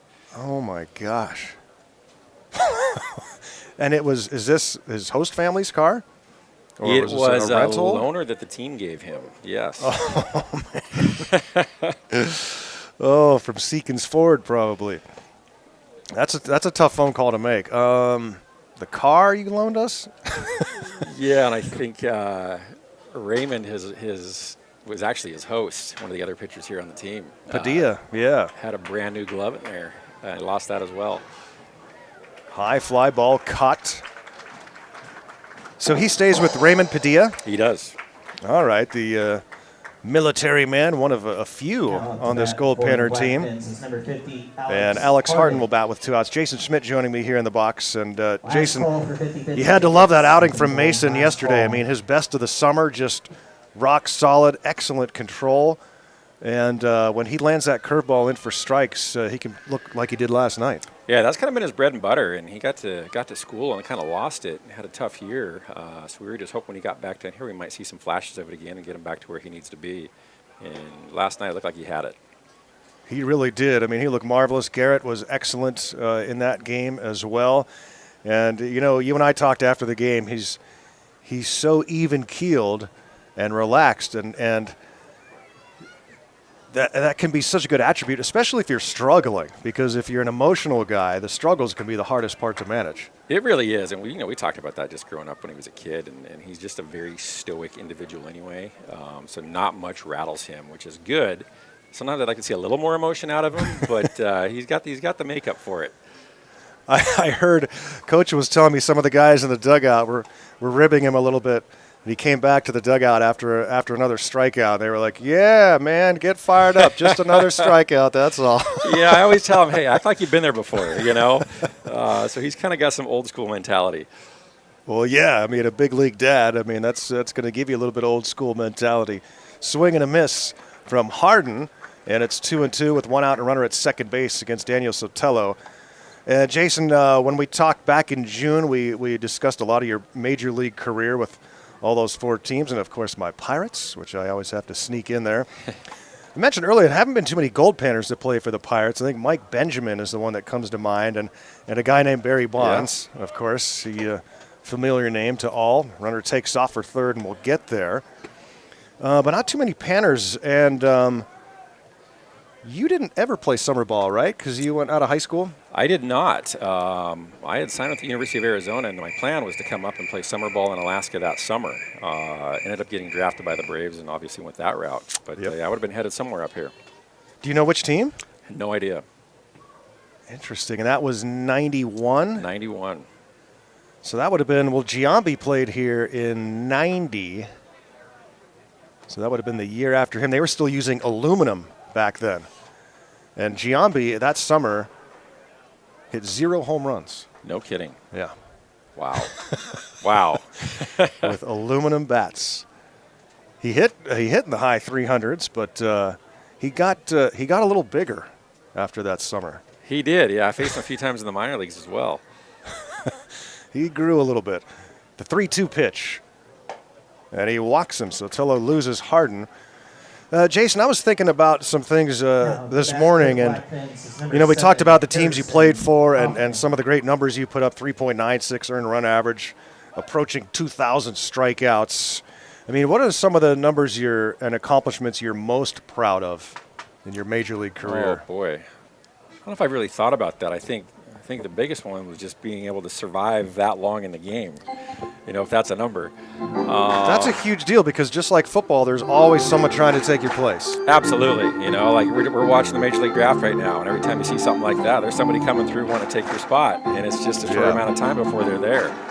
Obviously my best years were San Francisco and had an opportunity to put up some numbers there, large part, based on the team surrounded by me as well. So I think I had, a 16 strikeout game, and we had a shot at the World Series. Just a great team. So those numbers aren't always, directly related to me. Right. But teammates, catchers, Benito Santiago behind the plate. Oh, yeah. Large part of my success, yeah. Did you have a favorite catcher in your career? I had a lot of great catchers, but Benito, just something about Benito, I think maybe because I grew up watching him, and then I got to throw to him. It just was very surreal. Yeah. So I pretty much trusted everything he put down and just rolled with it. And he really changed my career. Got me to throw my changeup with 2 strikes and to right-handed hitters and do some things that I had never done in Pittsburgh, which really turned me around. Yeah. Yeah, your career really took off from there. There's a pitching change here at Growden. That's all for Sotelo. And we're going to keep it right here with Jason Schmidt, longtime major leaguer and father of Goldpanner. Mason Schmidt, how did the Fairbanks thing work out with Mason, and did he run it by you and say, hey, I've got this chance to go to Alaska? And then did he know that you had that opportunity many years ago? We had discussed it a little bit. It was really decided by the team, his college. So they kind of network and everybody figured out where they're going to go in September. We have the Calais Black Bears in my hometown where I grew up. So we figured, hey, if something didn't happen up here, we'd put them down there. And I was like, hey, if you had the choice to go anywhere, would you want to go play in my hometown or up here? And he said Alaska, which kind of surprised me. He really wanted to come up here and fish and see what it was all about, and he's having a great time. So you were born in Lewiston, right? I was. And are you the only major leaguer that was born there? I believe Harmon Killebrew is from there. The logo. Yeah, and I think there might be one other person. Wow. That's another style. A lot of people don't know that's Harmon Killebrew on the MLB logo. I didn't know that either. Ah, there you go. Yeah, that's been discussed a few times. I was unaware. Yes, indeed. Minnesota Twin. New pitcher that's getting loose for the Goldpanners is Nathan Ewing, number 16. So Nathan Ewing is going to take over for Daniel Sotelo, with the Panthers leading 5-1, but the Blackfins have 2 aboard in the 6th inning. So you liked Santiago as your catcher. How about in terms of managers? Did you have a favorite, or did they all bring different things out of you in your career? Boy, I was really lucky, the people that I was surrounded by, whether it was great players and Hall of Famers to managers. I came up, had Bobby Cox. Oh, yeah. It doesn't get much better than that. I had Grady Little, Jim Leland very briefly, Gene Lamont. And Joe Torre at the very end of my career. So I was very, very fortunate. And Felipe Alou, I can't leave Felipe out. We had Felipe in San Francisco, and Dusty Baker. It's a list of Hall of Famers. Yes, it is. I was very lucky. Can you tell me why Dusty Baker wears wristbands? That is a great question. And he also wears, well, he used to wear cleats in the dugout as well, which it was a little odd in the beginning. And then as you got to know Dusty, it was just Dusty. And it's what made him who he is. He was just one of the players, and he was all about the players. And he was the first guy to high five out of the dugout. And he just lived it, never gave it up. And that's what we like about him. Nathan Ewing pitching now to Harrison Kaufman with runners at the corners. Blackfins threatening here in the sixth. Jason Schmidt joining me here in the press box. Yeah, I've always wondered that. He's got the wristband. It's like he's still thinking he might go into the game. He's at some ready to point. play. He's ready to play or ready to scrap. Yeah. Dusty Bay. Well, that is a list of Hall of Fame caliber managers with all those guys. And how long did you play for Jim Leland? Oh boy, about a month. Oh, that's it? Yeah, I got traded in September, and that was the big fire sale in Pittsburgh. And Jim moved on at the end of that season. Yeah, just the latest big fire sale. Yeah, and my introduction to him is I showed up to the game about the fifth inning, flew in from Atlanta, and they just got blown out. And I get to my locker, and Al Martin's like, "Hey, just sit down, don't say a word." And in walks Jim Leland, flips over the spread table, just airs out the whole team, and Al looks over, says, "Welcome to Pittsburgh." That's a great story. Yeah, Al, I think, makes his home in Arizona. Do you ever hear from him? He does. I run into him every now and then, yeah. He's doing well. That's good. He was a wildly popular Pirate for many years. Great teammate, yeah. Very, very high-energy guy. Al Martin. It's wild to go through some of those Pirates rosters from years ago. And you, of course, played with Barry for a long time. We talked about that in our last interview. The Pittsburgh years were pretty wild. I mean, you got to play in Three Rivers, which was just an awful baseball park. Great for football, terrible for baseball. But then you got to see PNC Park briefly. Yeah, what a great park. That might still be one of the best parks in the country right now. Has to be. And I've been to your San Francisco park too on a few occasions, and they're very similar, with the difference being the backdrop. Whereas in San Fran you have the bay, and in Pittsburgh you have the skyline. Yeah, two completely different scenes, but both equally as beautiful. And just awesome atmospheres. And unfortunately the Pittsburgh fans have not been treated too well there by ownership, and they really need to put a better product on the field there. I know they're trying to do the latest rebuild, but everyone's been awful frustrated with that club there, because Pittsburgh, as you know, Jason, a very big baseball town. They've just been beaten down for a long time, and it's just hard to drop your money at the gate when you feel like ownership isn't looking out for your best interests. Absolutely, and much different than all the other sports there. Yeah. The hockey and the football, and I got a chance to go to a couple of those games when I was there, and it's just a whole different different atmosphere from the ballpark. Oh, yeah. You get a real appreciation for true Pittsburgh fans when you go watch football and hockey. Yes, no doubt. Just go to the tailgates for the Steeler game, and you'll see what Pittsburgh's all about. Bryce Lindbergh has been a strikeout victim twice. He's batting here with runners at second and third and two away. Ewing trying to get out of this inning unscathed, and he hits Lindbergh on the arm. And so bases are now loaded. 5-1 Goldpanners, but the bases loaded for the Fins. Now up to bat for the Blackfins, it's number 2, Jason. And Jason Franzel will be the batter against Nathan Ewing. Jason Schmidt, longtime major leaguer, joining me here. I can't let this opportunity slip by. Baseball writer John Parado wanted me to make sure and say hi to you, and he said, one of my all-time favorite guys in baseball, Jason Schmidt. Please tell him I said hello. John and I had a lot of great conversations over the years in Pittsburgh, and he was kind of one of those writers that kept me down to earth when times were tough, and he was real and he was fair. I don't think anybody can say a bad thing about that guy. Grounder on the left side gets under the glove of Leifer into left field. 1 run will score. 2 runs. No, the tag at home.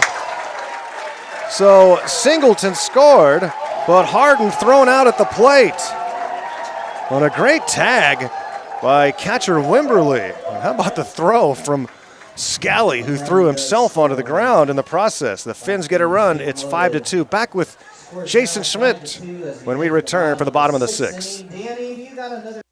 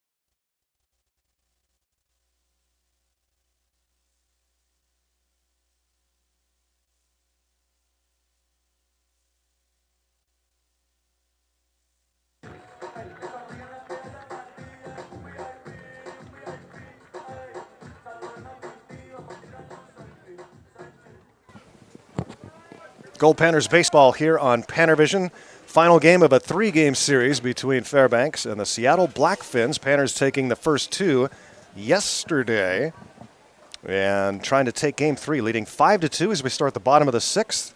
And the Goldpanners facing Corsi, who came in to replace Cooper last inning.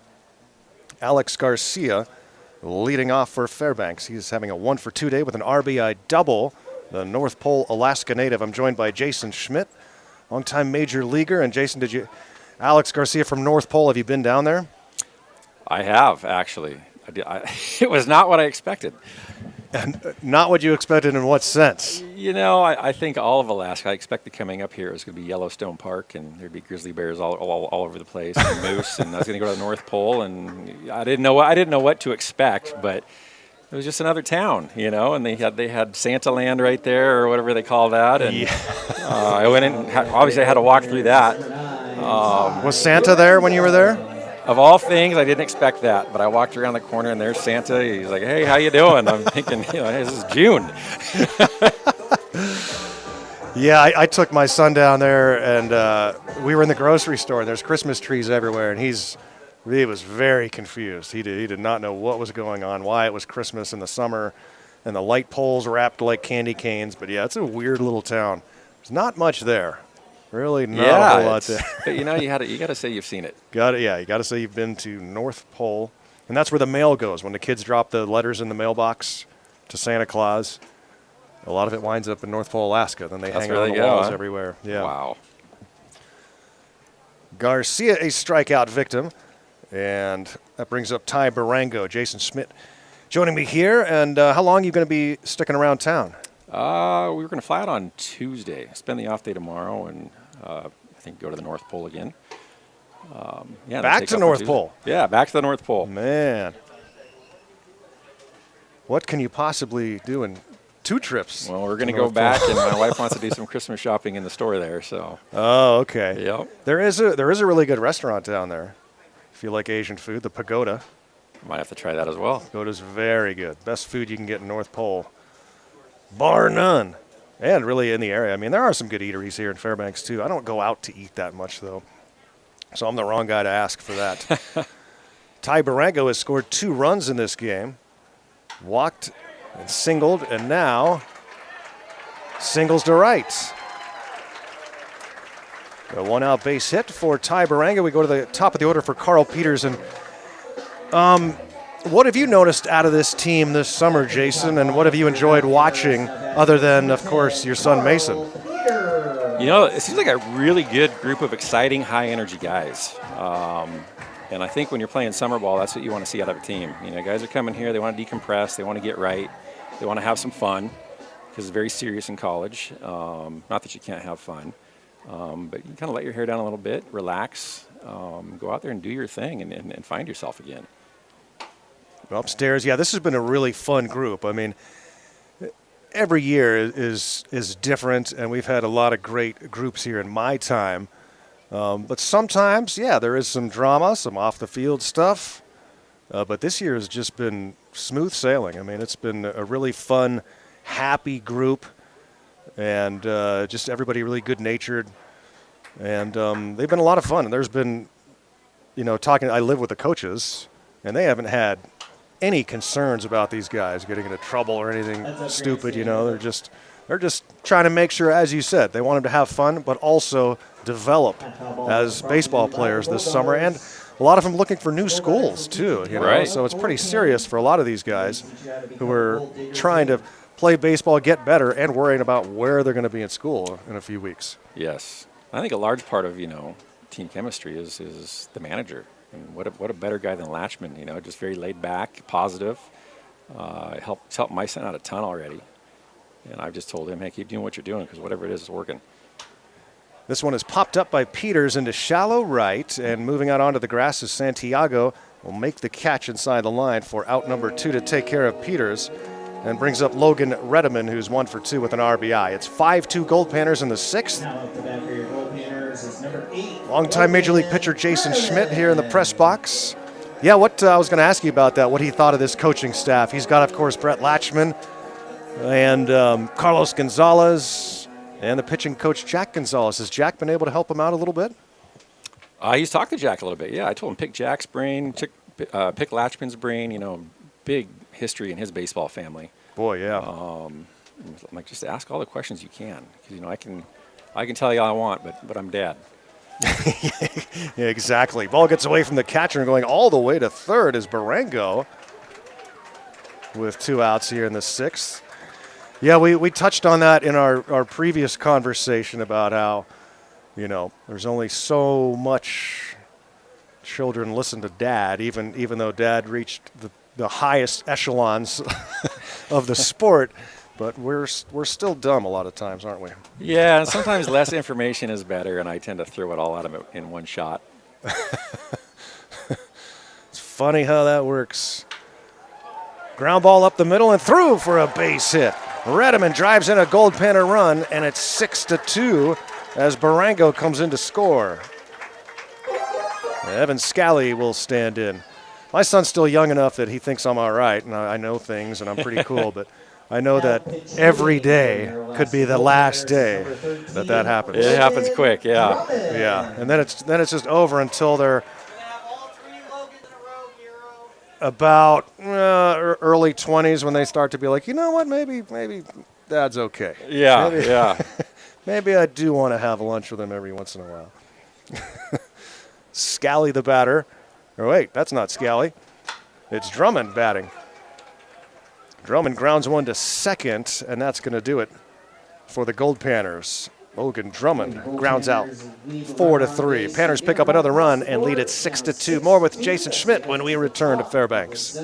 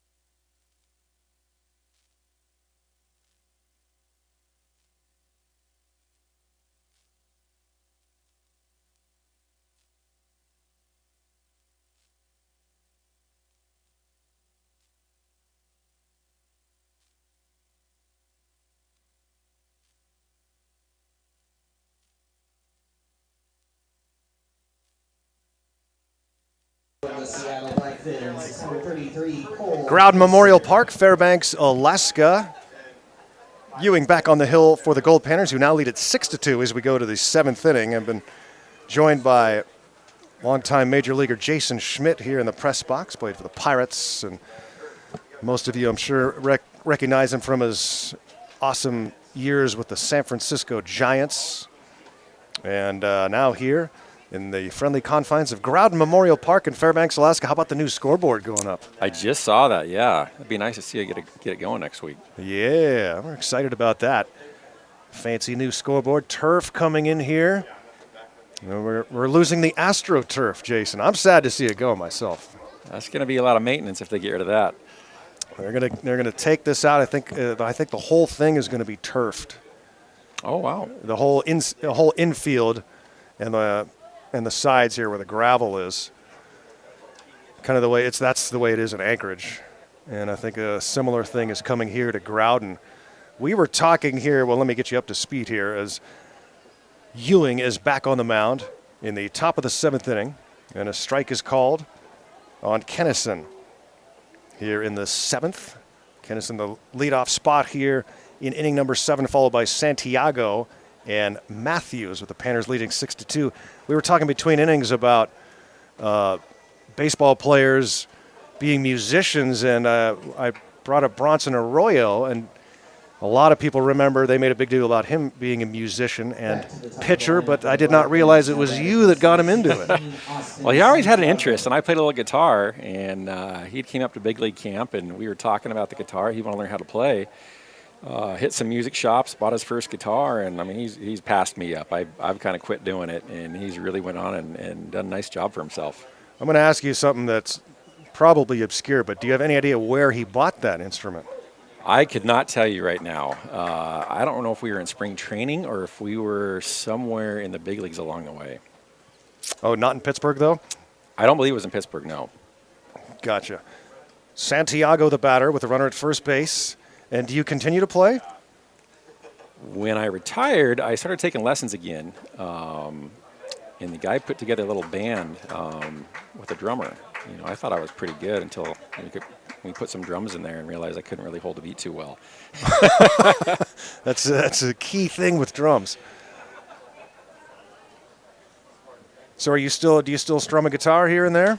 On occasion, I'd like to pick it up again. I just wasn't holding up my end of the bargain when it come time for practice. I had to have my part ready, so I kind of gave it up, but I'd like to get back into it. Maybe you can do some singing, Jason. Are you a singer? I have no idea. I have never tried it. I don't know if Never I could. tried? Yeah. That's your department from what I hear, actually. Oh, my son has filled me in that you're quite the musician yourself. I am astonished that your son was listening to any music that I recorded. I don't know how that happened. Well, they were on a road trip, and a couple of the coaches and teammates were talking about it, and I believe they got on YouTube and pulled up some music, and he's like, Dad, it is really good stuff. You need to check it out. So I did, and we went down the rabbit hole, and I was very, very impressed. You know, I grew up in the Northwest, kind of the grunge era, and a lot of the music reminds me of that. And I'm the whole time thinking, where was this when I was in Pittsburgh? I'd have been all over that, chasing you all over town. Man, that would have been fun to have you at a show, no doubt about it. Yep, still at it, still playing a lot of music, recording albums, and running around the world. We were in England and Scotland last year after the baseball season. Oh, wow. Playing shows over there. And we've been all over the place and continue to do so somehow. You know, I thought the music thing was over when I was about 23. I'm like, well, I guess I'm too old for this now. And then just came creeping, and here I am all these years later. And every single time I push an amplifier on stage, I can't believe that I'm this old and I still get to do that. I mean, it's That's crazy the beauty of thing, music. yeah. You know, baseball, you can't do it forever, but music, you can go until you can't go anymore. You can. I mean, the Stones have taught us that, you know, that there's really no end. Everyone could just keep going. Jordan Matthews, the batter here, 0 for 3, and here I am trying to do the same darn thing. But well, I think it's pretty cool because I know everybody that gets to hear you from our town and our family that listens to this broadcast, they're really impressed with how you handle the game. So I think for them to know the other half of you was pretty intriguing and exciting. That's fun. That's good to hear. Yeah, it's. I've had some interesting moments. I do hockey back in Pittsburgh for Robert Morris University, and those games are on the weekends generally. And there's been many times where we've had a show, and I have stormed into the restroom at the hockey rink, ripped off my tie, and done the Superman change into okay, I'm going on stage here in a few minutes, and come running out of the bathroom only to run into the coaches, who are saying, what are you doing? Oh, nice double play turn by Alex Garcia. 2 away. Well, now we know where that great voice comes from. Yep. So Robert Morris hockey returning this year. I'm pretty stoked about that. After that program was shut down for really no reason for a couple of years. Here's Jordan Singleton, the batter. Do you? I know you went to some Penguin games in Pittsburgh, but do you follow hockey at all these days? I never have really. I tried to get into it when I was in Pittsburgh because I thought Mario Lemieux and Jagger. Yager is still playing professional hockey. Those guys came in the locker room. You want to talk about some massive people. I don't think people realize how big Lemieux was. Yeah, huge guys. And I used to do post-game interviews for ESPN and Fox and things like that. So I'd always I'd work all the hockey games. And when you get to the Stanley Cup playoffs, you see these guys, and they come out of the showers, and then they get dressed, and you start interviewing them. And I haven't seen a bruise. You haven't seen a bruise in your life until you've seen the bruises that these hockey players have. They look like basketballs. Yeah. And they're all injured. They all have broken bones, and the toughness on these guys. I laugh at ESPN when LeBron James takes an elbow to the nose and they're, what a warrior, Right. And I'm like, these guys are getting stitches and broken collarbones and coming back into the game and ribs. The toughness level in those hockey players is something else.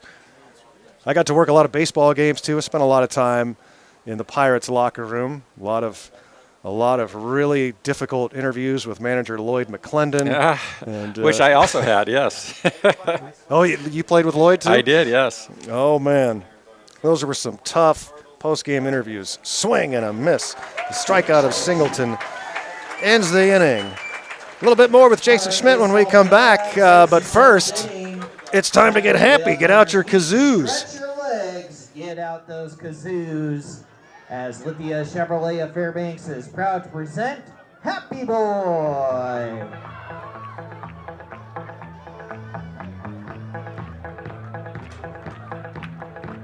I was walking on the street on a sunny day. Hubba, hubba, hubba, hubba, hubba. A feeling in my bones till I have my way. Hubba, hubba, hubba, hubba, hubba. Oh, I'm a happy boy. Oh, I'm a happy boy. Oh, ain't it good when things are going your way? Hey, hey. My little dog Spot got hit by a car. Hubba, hubba, hubba, hubba, hubba. Put his guts in a box and put him in a drawer. Hubba, hubba, hubba, hubba, hubba. Oh, I'm a happy boy. Oh, I'm a happy boy. Oh, ain't it good when things are going your way? Hey, hey.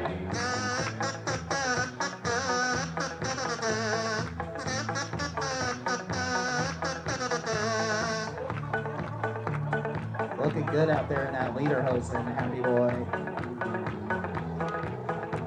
I forgot all about it for a month and a half. Hubba, hubba, hubba, hubba, hubba. I looked in the drawer and started to laugh. Hubba, hubba, hubba, hubba, hubba. 'Cause I'm a happy boy. Oh, I'm a happy boy. Oh, ain't it good when things are going your way? Hey, hey.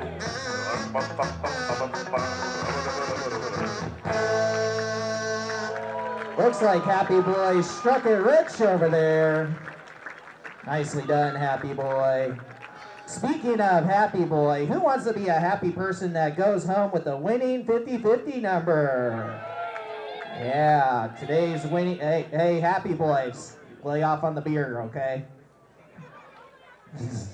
All right, today's winner of the 50-50 will be walking away with $347. Happy Boy. All right, the winning ticket Dancing number is ticket number 6 for the crowd here at Growden Memorial Park in beautiful Fairbanks, Alaska. Garo Von Dane 9. and Jason Schmidt joining me here in the press box. The last few innings, the Goldpanners leading 6-2 over the Seattle Blackfins in the final game of this 3-game series. And the Panthers will have Wimberly, Frankovich, and Leifer due up here. against Corsi for the Seattle Blackfins. So, Jason, the Blackfins are run by Dave Snell, who's the father of Blake Snell. Is that right? Big league pitcher. Do you have any? Have you ever had any contact with Blake Snell? I have not. That's interesting, though. Dave was unable to make the trip due to a family wedding. He was pretty salty about that because we saw them in Grand Forks, and Dave's a great guy to talk to. Just a really fun, funny, old school, tough character. Yeah. And so we're sorry he wasn't able to make the trip, but we'll get them up here again. But yeah, he has a academy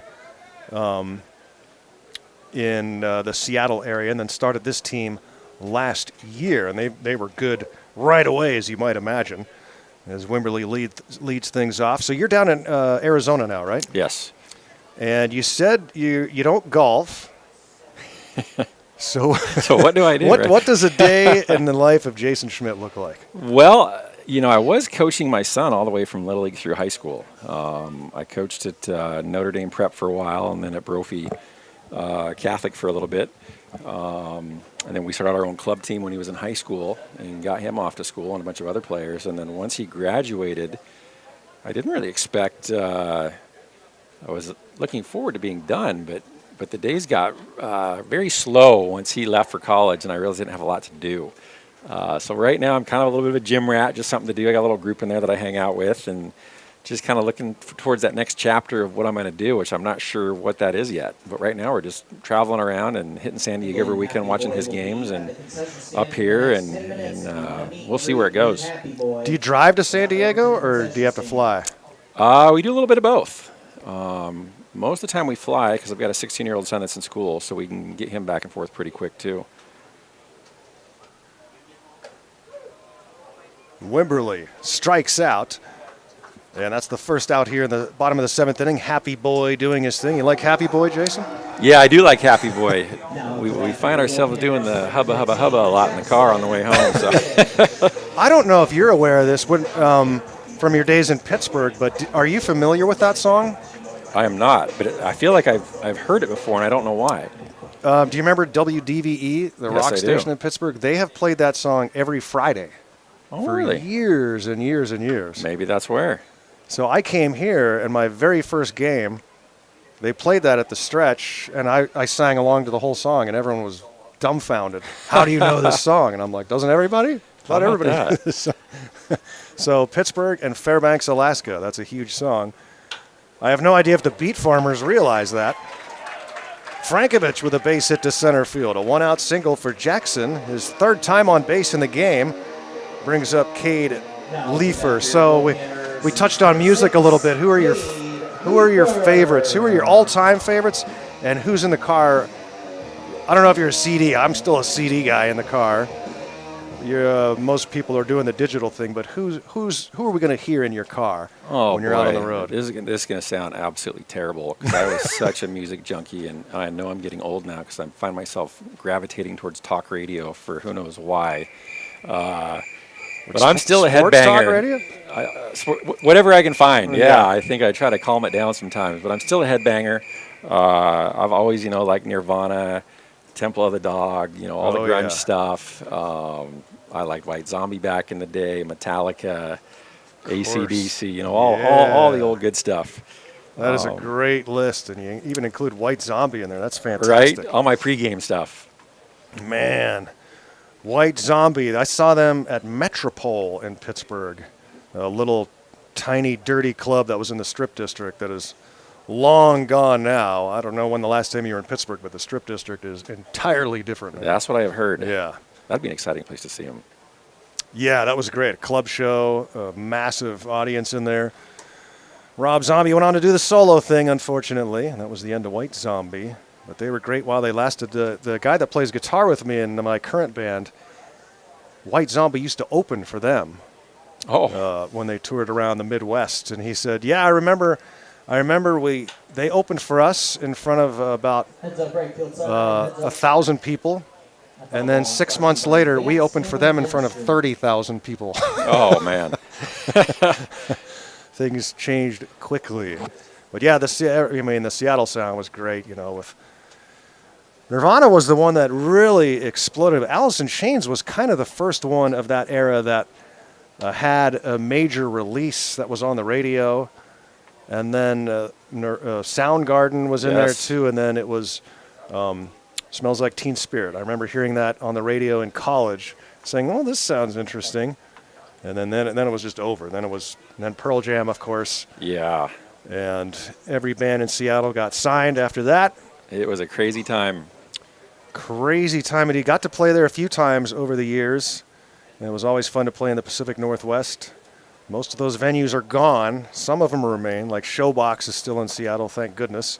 It's threatened every year with destruction because that city has just completely been rebuilt. Yes, it has.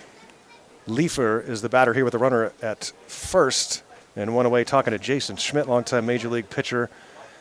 So that's great that you're still rocking out to the good stuff because, and obviously if Mason's listening to good stuff, runner goes to second. There's nobody covering the bag, so he's in safely and easily.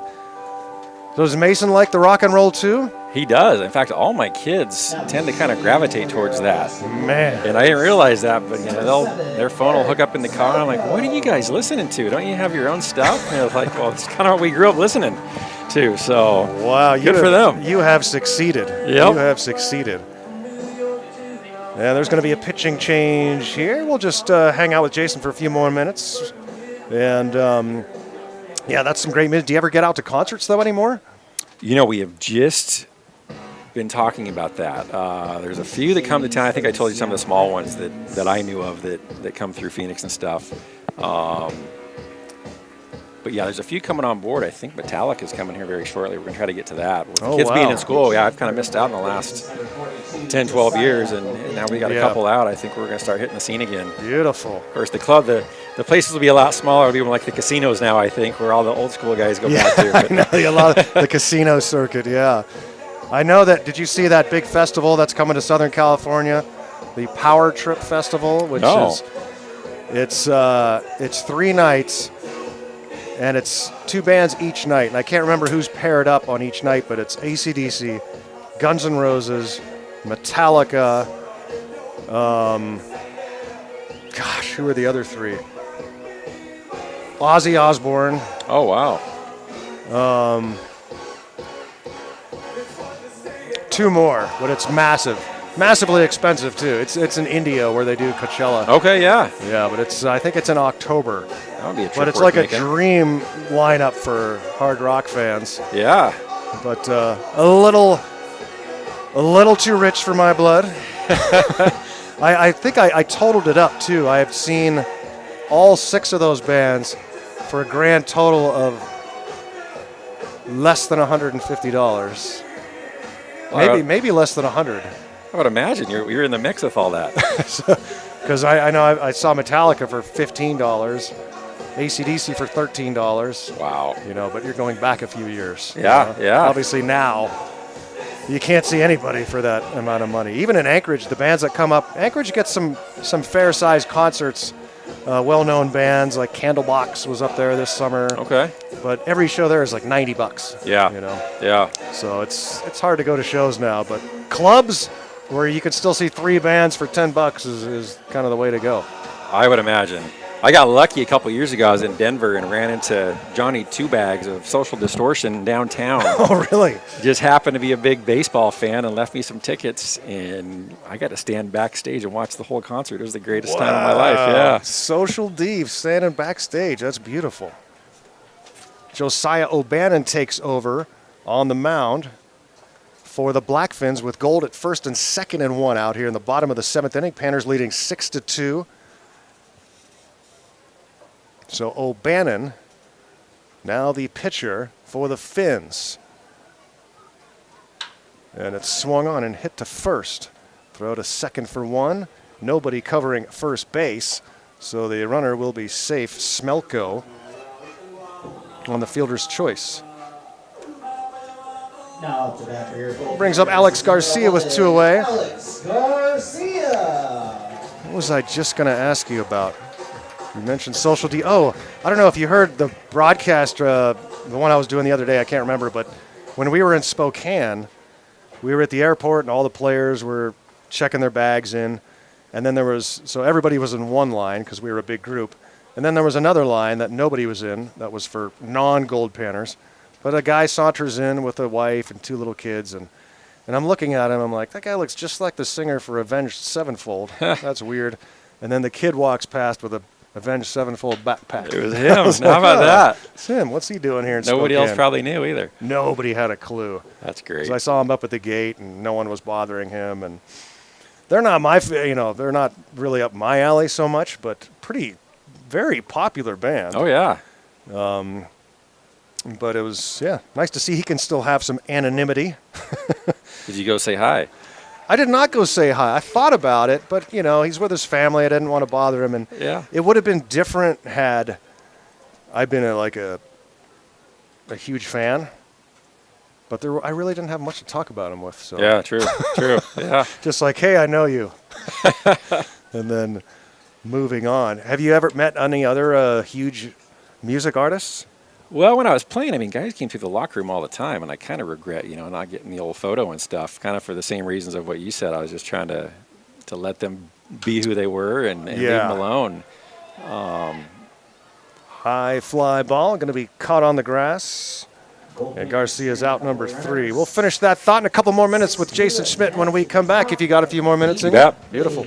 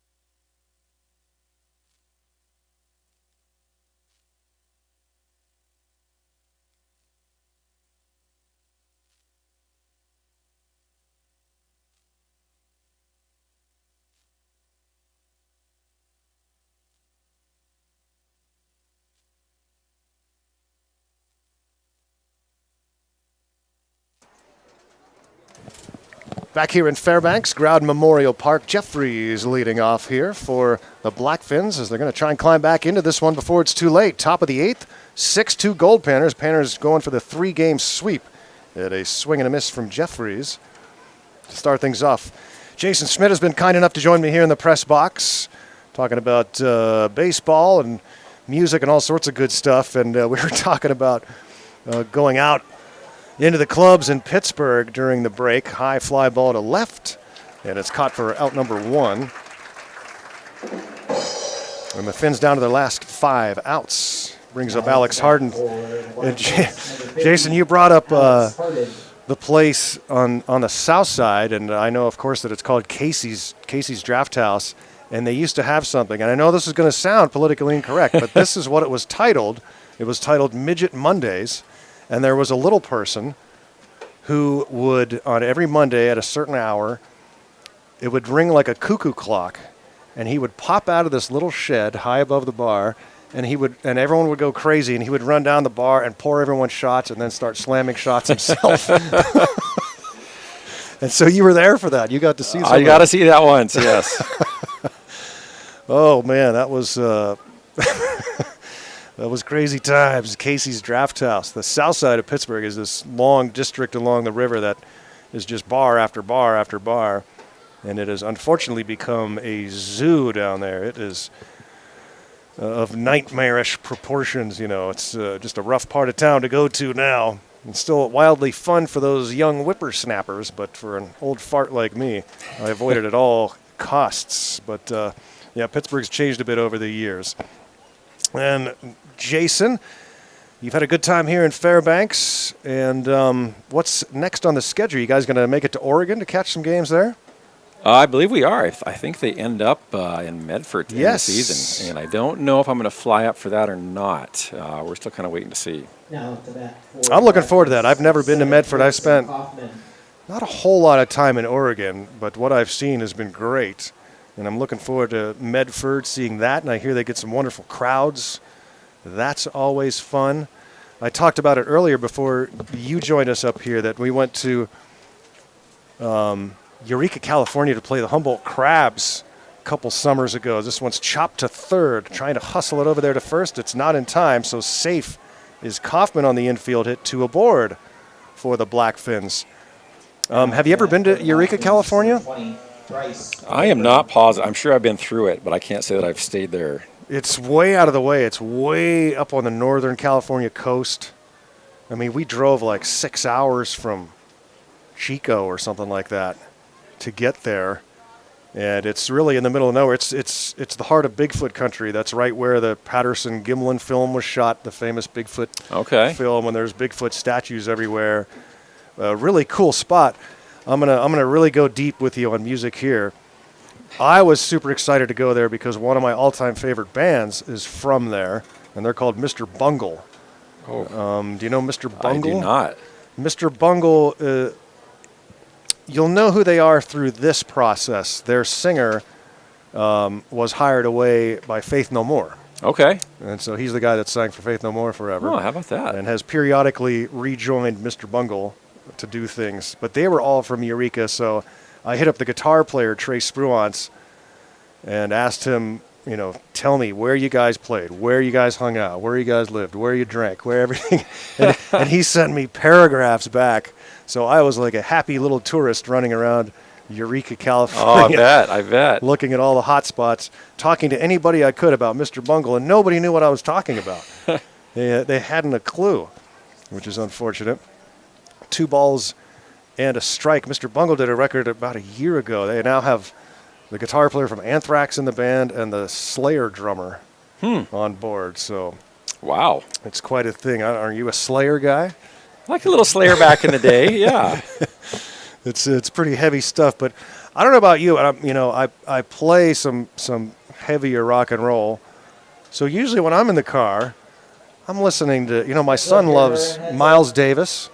He loves Son House, like early 1930s blues. Oh, wow. So I listen to a lot of really mellow stuff when I'm in Yeah. the car, because I go to rehearsal and blast it out. Blast your ears out, yeah, I'm sure. So I take it down a notch when I'm in the car. And my son, he's a massive Miles Davis fan. So we wake up in the morning and listen to Miles Davis and then the old blues greats.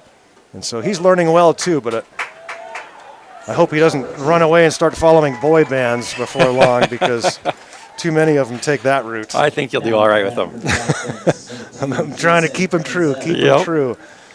And he's going to be a big kid, too. 6'7" he's supposed to be. Is that right? So and how old? He's 4. Oh, wow. But he's supposed to be, he's huge. He's already 5'8". He's almost as tall as Bam Bam here already. But yeah, so well, the doctors are pretty right. I know they had our kids. They're pretty spot on. Yeah, it's a diving attempt and right by Smelko, and the ball gets past him. 1 run will score. Here comes another, and the Finns making some noise here in the 8th as 2 runs come in on the double for Franzel. And the Fins right back into this one. It's a 6-4 game. Seattle Blackfins, number 24. Yeah, but I got him on skates when he was 2 years old because I'm like, all right, you're going to have hockey size. Yeah, or you put him on the mound, or a little bit of both. Yeah. He's going to have to be a better pitcher than I was, though. And he's right-handed, so. 6'7" right-handed. 6'7" righty. Most guys on skates translate over pretty well on the mound. What's how tall is Tyler McGill? He's got to be about that, 6'6", 6'70". Are you familiar with Tyler McGill? He's in the rotation for the Mets. Ooh, that ball hits the batter. That hit by pitch is brought to you by Cyberberg Law Office. And so the 2 aboard for the Fins, and the Panthers in a little bit of trouble here. Be able to help you out with that. Back to the top of the now we go to the top of the order. Batting is number 9, Colby Whedon. And it's Colby Whedon that's going to bat here at the top of the order. And the Fins have cut it to 6-4. They have 2 aboard. And head coach Brett Latchman coming out to the mound to talk to Ewing and discussing some mechanics right now, it looks like. Yeah.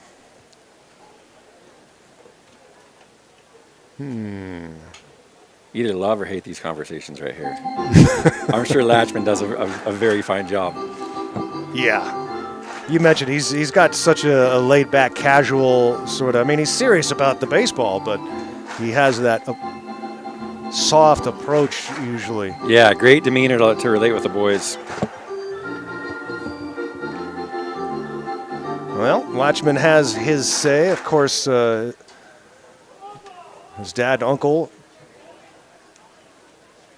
managing in the big leagues. His uncle was the inaugural manager for the Florida Marlins when they first started. Yes.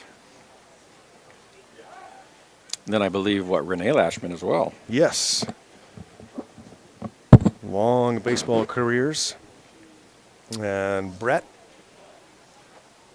at Hope International, helping out the pitchers there. Have you ever thought about getting into like high-level coaching? You know, I was approached a few times when I first got done playing. And I just, I was so happy to retire. I'd been home in 30 years. Yeah. So to have my summers free and. Ooh, bat goes flying into foul territory.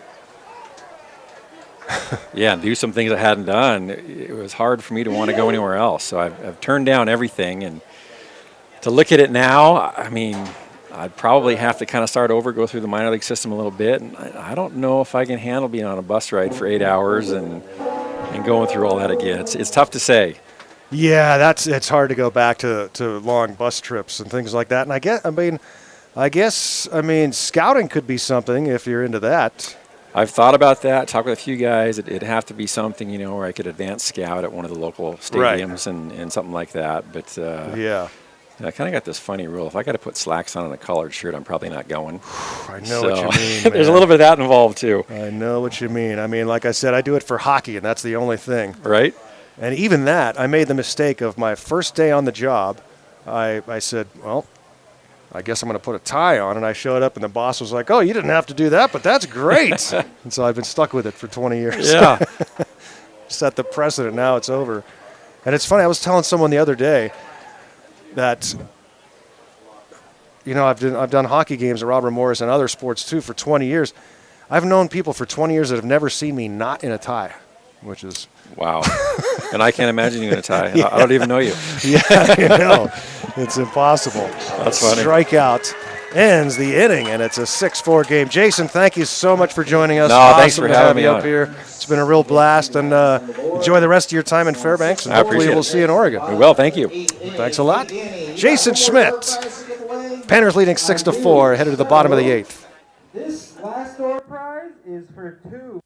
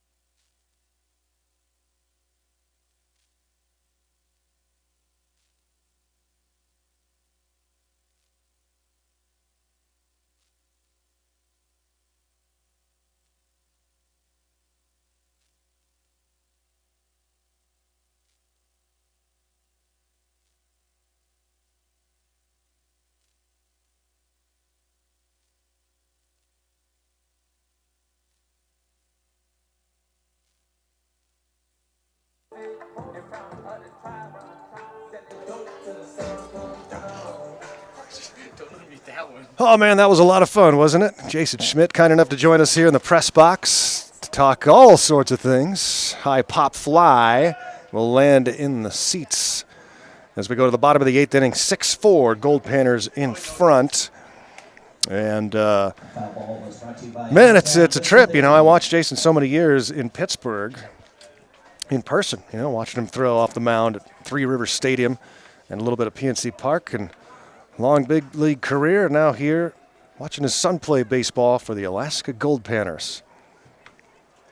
Ball and a strike in the bottom of the 8th inning. Panthers 3 outs away from sweeping the Seattle Blackfins. Josiah O'Bannon, who was the best hitter in the first 2 games for the Fins, had the day off today, but now pitching. And this one is grounded towards short. And Barango out by a step. 1 away here in the bottom of the 8th inning. We'll go to the top of the order for Carl Peters. Lineup for your Goldpanners. Number 10, Carl Peters.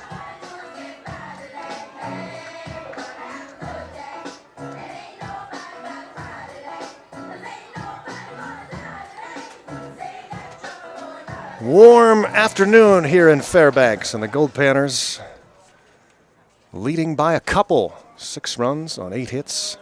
4 runs, just 4 hits for the Seattle Blackfins. Had just 4 hits in the night game last night, and now the bat goes flying out of the hands of Carl Peters into the same spot. Hot day, sweaty hands.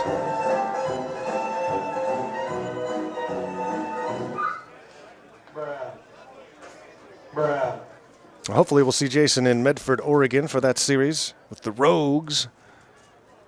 Looks like Alex Garcia throwing in the Panner bullpen.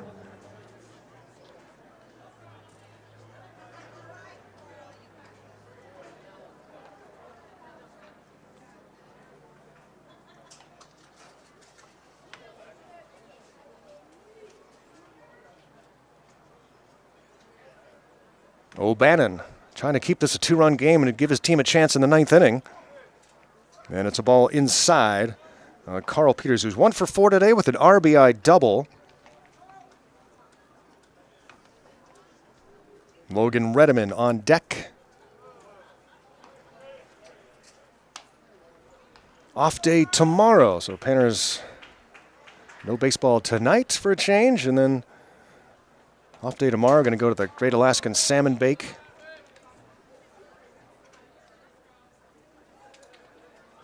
Sounds like Jason Schmidt's going back to North Pole. Wife wants to do some Christmas shopping.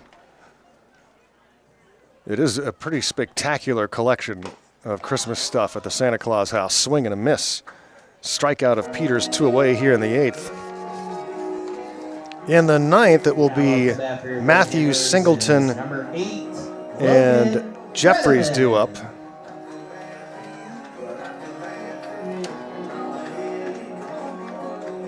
Yesterday, in the completed game that started on Friday, was suspended due to darkness. The Panthers had a 3-run lead in the 9th inning. And this one is going to be taken by O'Bannon himself. And the Blackfins scored 3 in the top of the 9th. Let's see what they do here. They need 2 to extend this game. Last chance for the Fins when we come back.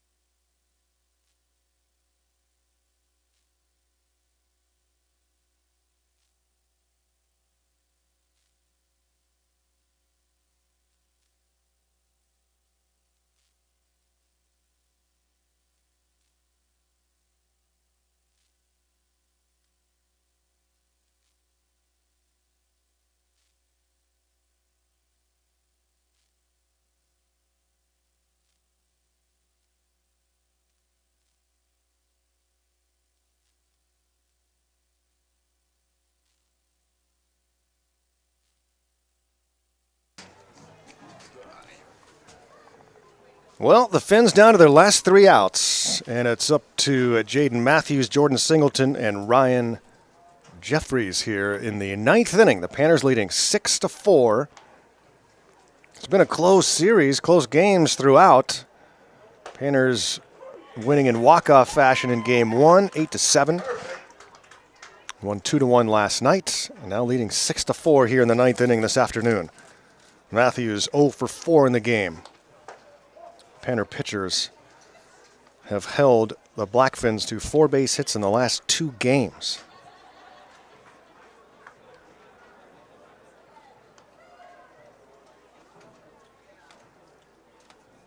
Wait, let me recount this. Liner to first. Snagged by Ratfield. 1 away. I am counting up the hits on the score sheet because I think the scoreboard is incorrect.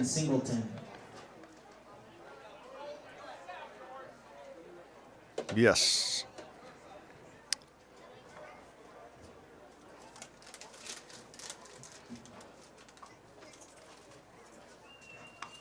The Finns have 6 base hits.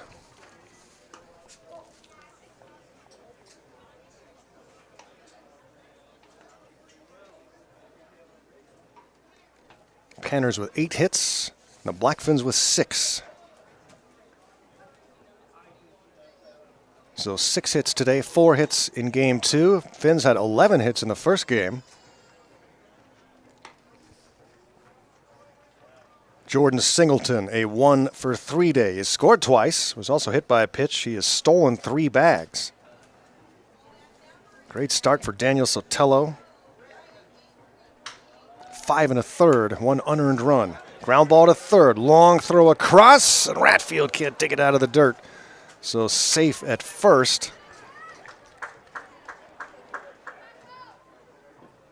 Goes as an E5. Number 8, Ryan Jeffries. And allows the runner to reach safely. Ryan Jeffries 0 for 4 in the game out of the cleanup spot. Nathan Ewing trying to nail down the save.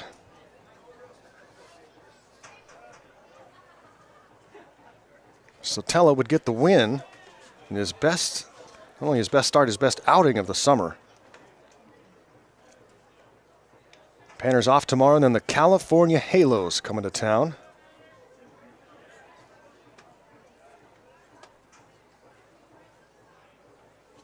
The Blackfins go back to play in the Pacific International League, where they are the first place team in a tight race. That one's popped into the Goldpanner bullpen. We saw Alex Garcia getting some throwing in between innings.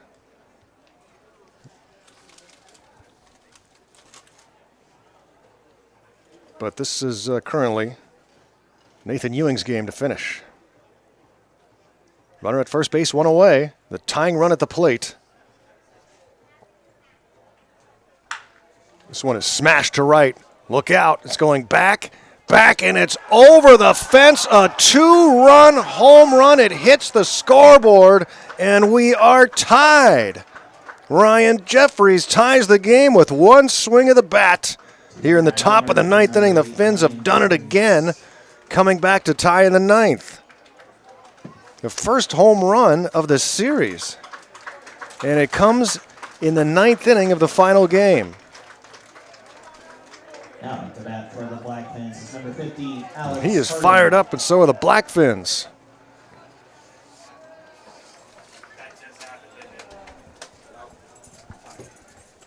Alex Harden, an 0 for 2 day with a couple of walks.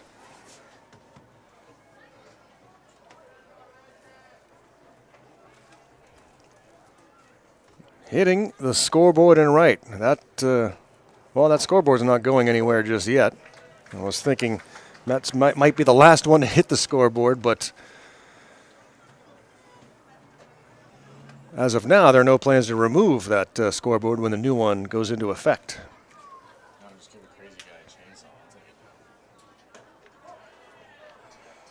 1-1, Nathan Ewing working to Alex Harden, so Sotelo will get a no decision because the game is now tied.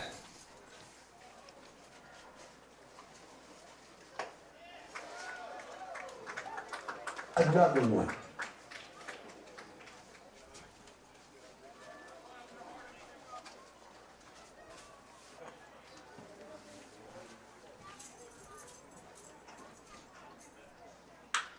Liner right at the shortstop Barango.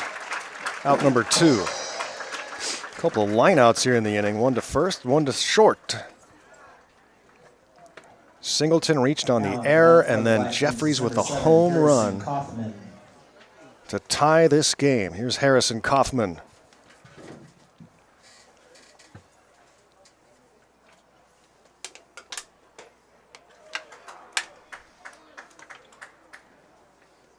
Panners and Fins going down to the wire again here in Game 3.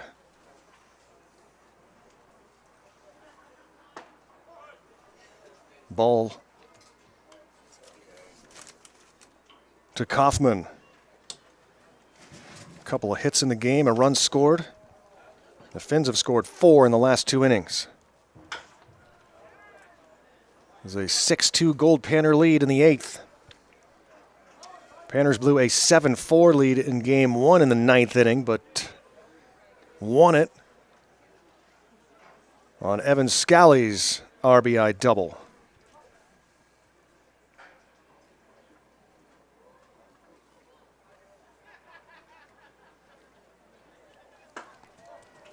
Pitches upstairs 2-2. 2 outs, bases empty.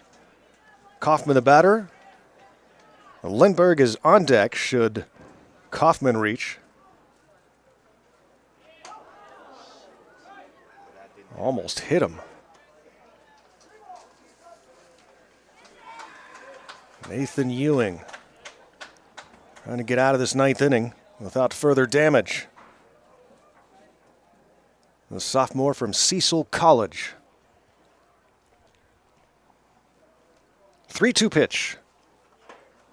Just misses inside, and it's ball 4.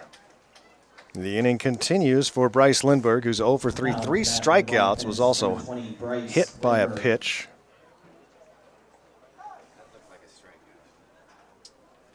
And time is called. Here comes head coach Brett Latchman. All right, while they're talking on the field, let's do the Lanyogger Hunter sausage giveaway. So I have another ticket. Daniel here. Sotelo, I don't 5 hold 1/3, tickets, 2 don't runs, hold 1 me. earned. I got a red ticket with me this time. So for the last 3 digits On just 3 of the base winning hits. ticket is He walked 3 and struck out 844. 8. Do we have a winner?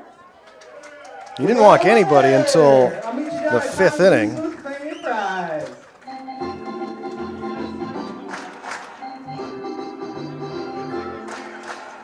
Long conversation here on the mound. Brett Latchman clapping his hands for emphasis. And second trip to the mound.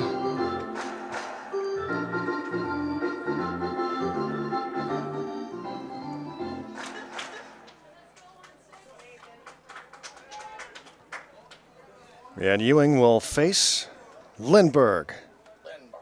Runner at first and 2 away, and now a tie game. Fought off the hands. Nice job to field it at second, and the throw to first from Garcia is in time. A 2-run home run for Ryan Jeffries ties the game in the top of the 9th. The Panthers will try to win it when we come back. Bottom of the 9th.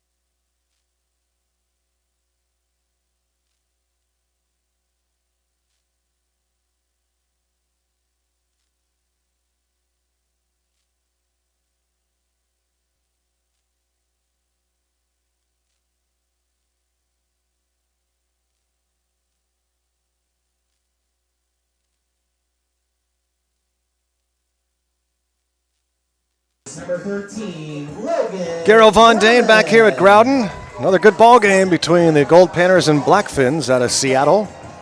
A wonderful conversation with Jason Schmidt, longtime big league pitcher, Pirates, Braves, Giants, Dodgers. We touched a lot on his baseball career in the first interview back in June. That is up on the YouTube page. And so we got to talk about some other stuff here today, but it was a good time. Jason, big music fan, too. And looking forward to the next phase of life after coaching Mason throughout his youth baseball career. Now Mason, of course, in college. Pitching at San Diego. Appreciate Jason giving us a lot of his time here in Fairbanks. 3 balls and a strike. O'Bannon starting. To Drummond.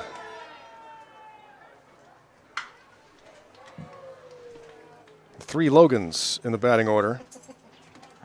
Back to back to back. Redmond, Drummond, and Wimberly.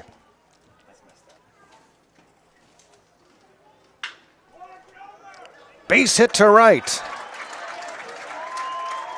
A leadoff single for Drummond.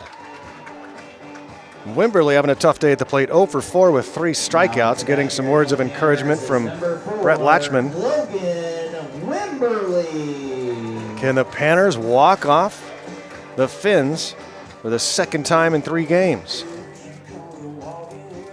If we go extra, I assume we're going to go with the runner at second rule, the ghost runner. We've done it in previous games, and the Fins need to get out of town, too. Not sure what time their flight is, but can't play forever today. Wimberly has a walk-off home run already this season. The Fins tied it with a 2-run shot from Ryan Jeffries in the top of the 9th. And he takes a big rip and pops it up in the infield. Catcher Singleton is called off at the last moment by Harrison Kaufman, who makes the catch for out number 1.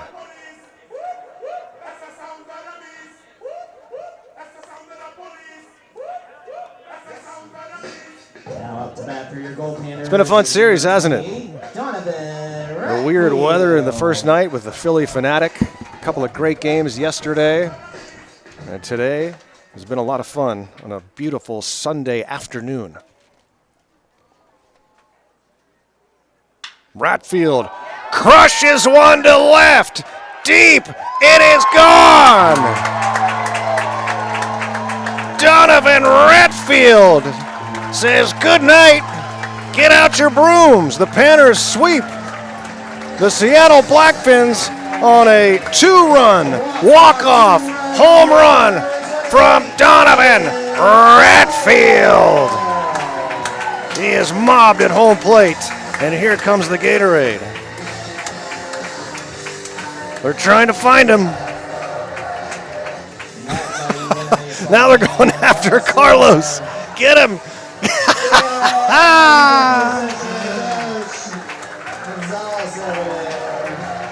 Carlos Gonzalez gets dumped.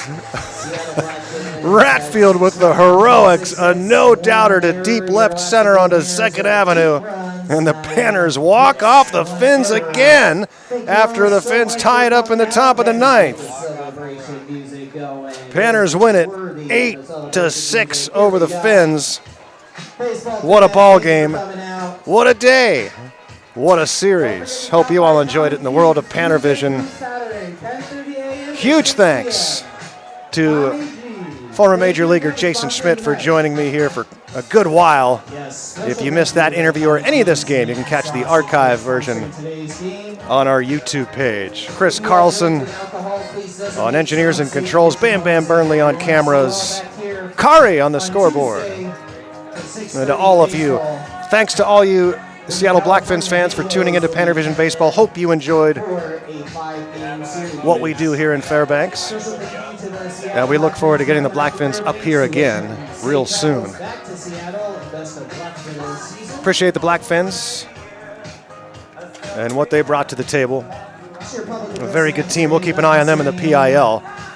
The Goldpanners will be off tomorrow, and then welcome the California Halos. Donovan Ratfield wins it in the bottom of the ninth with a 2-run home run.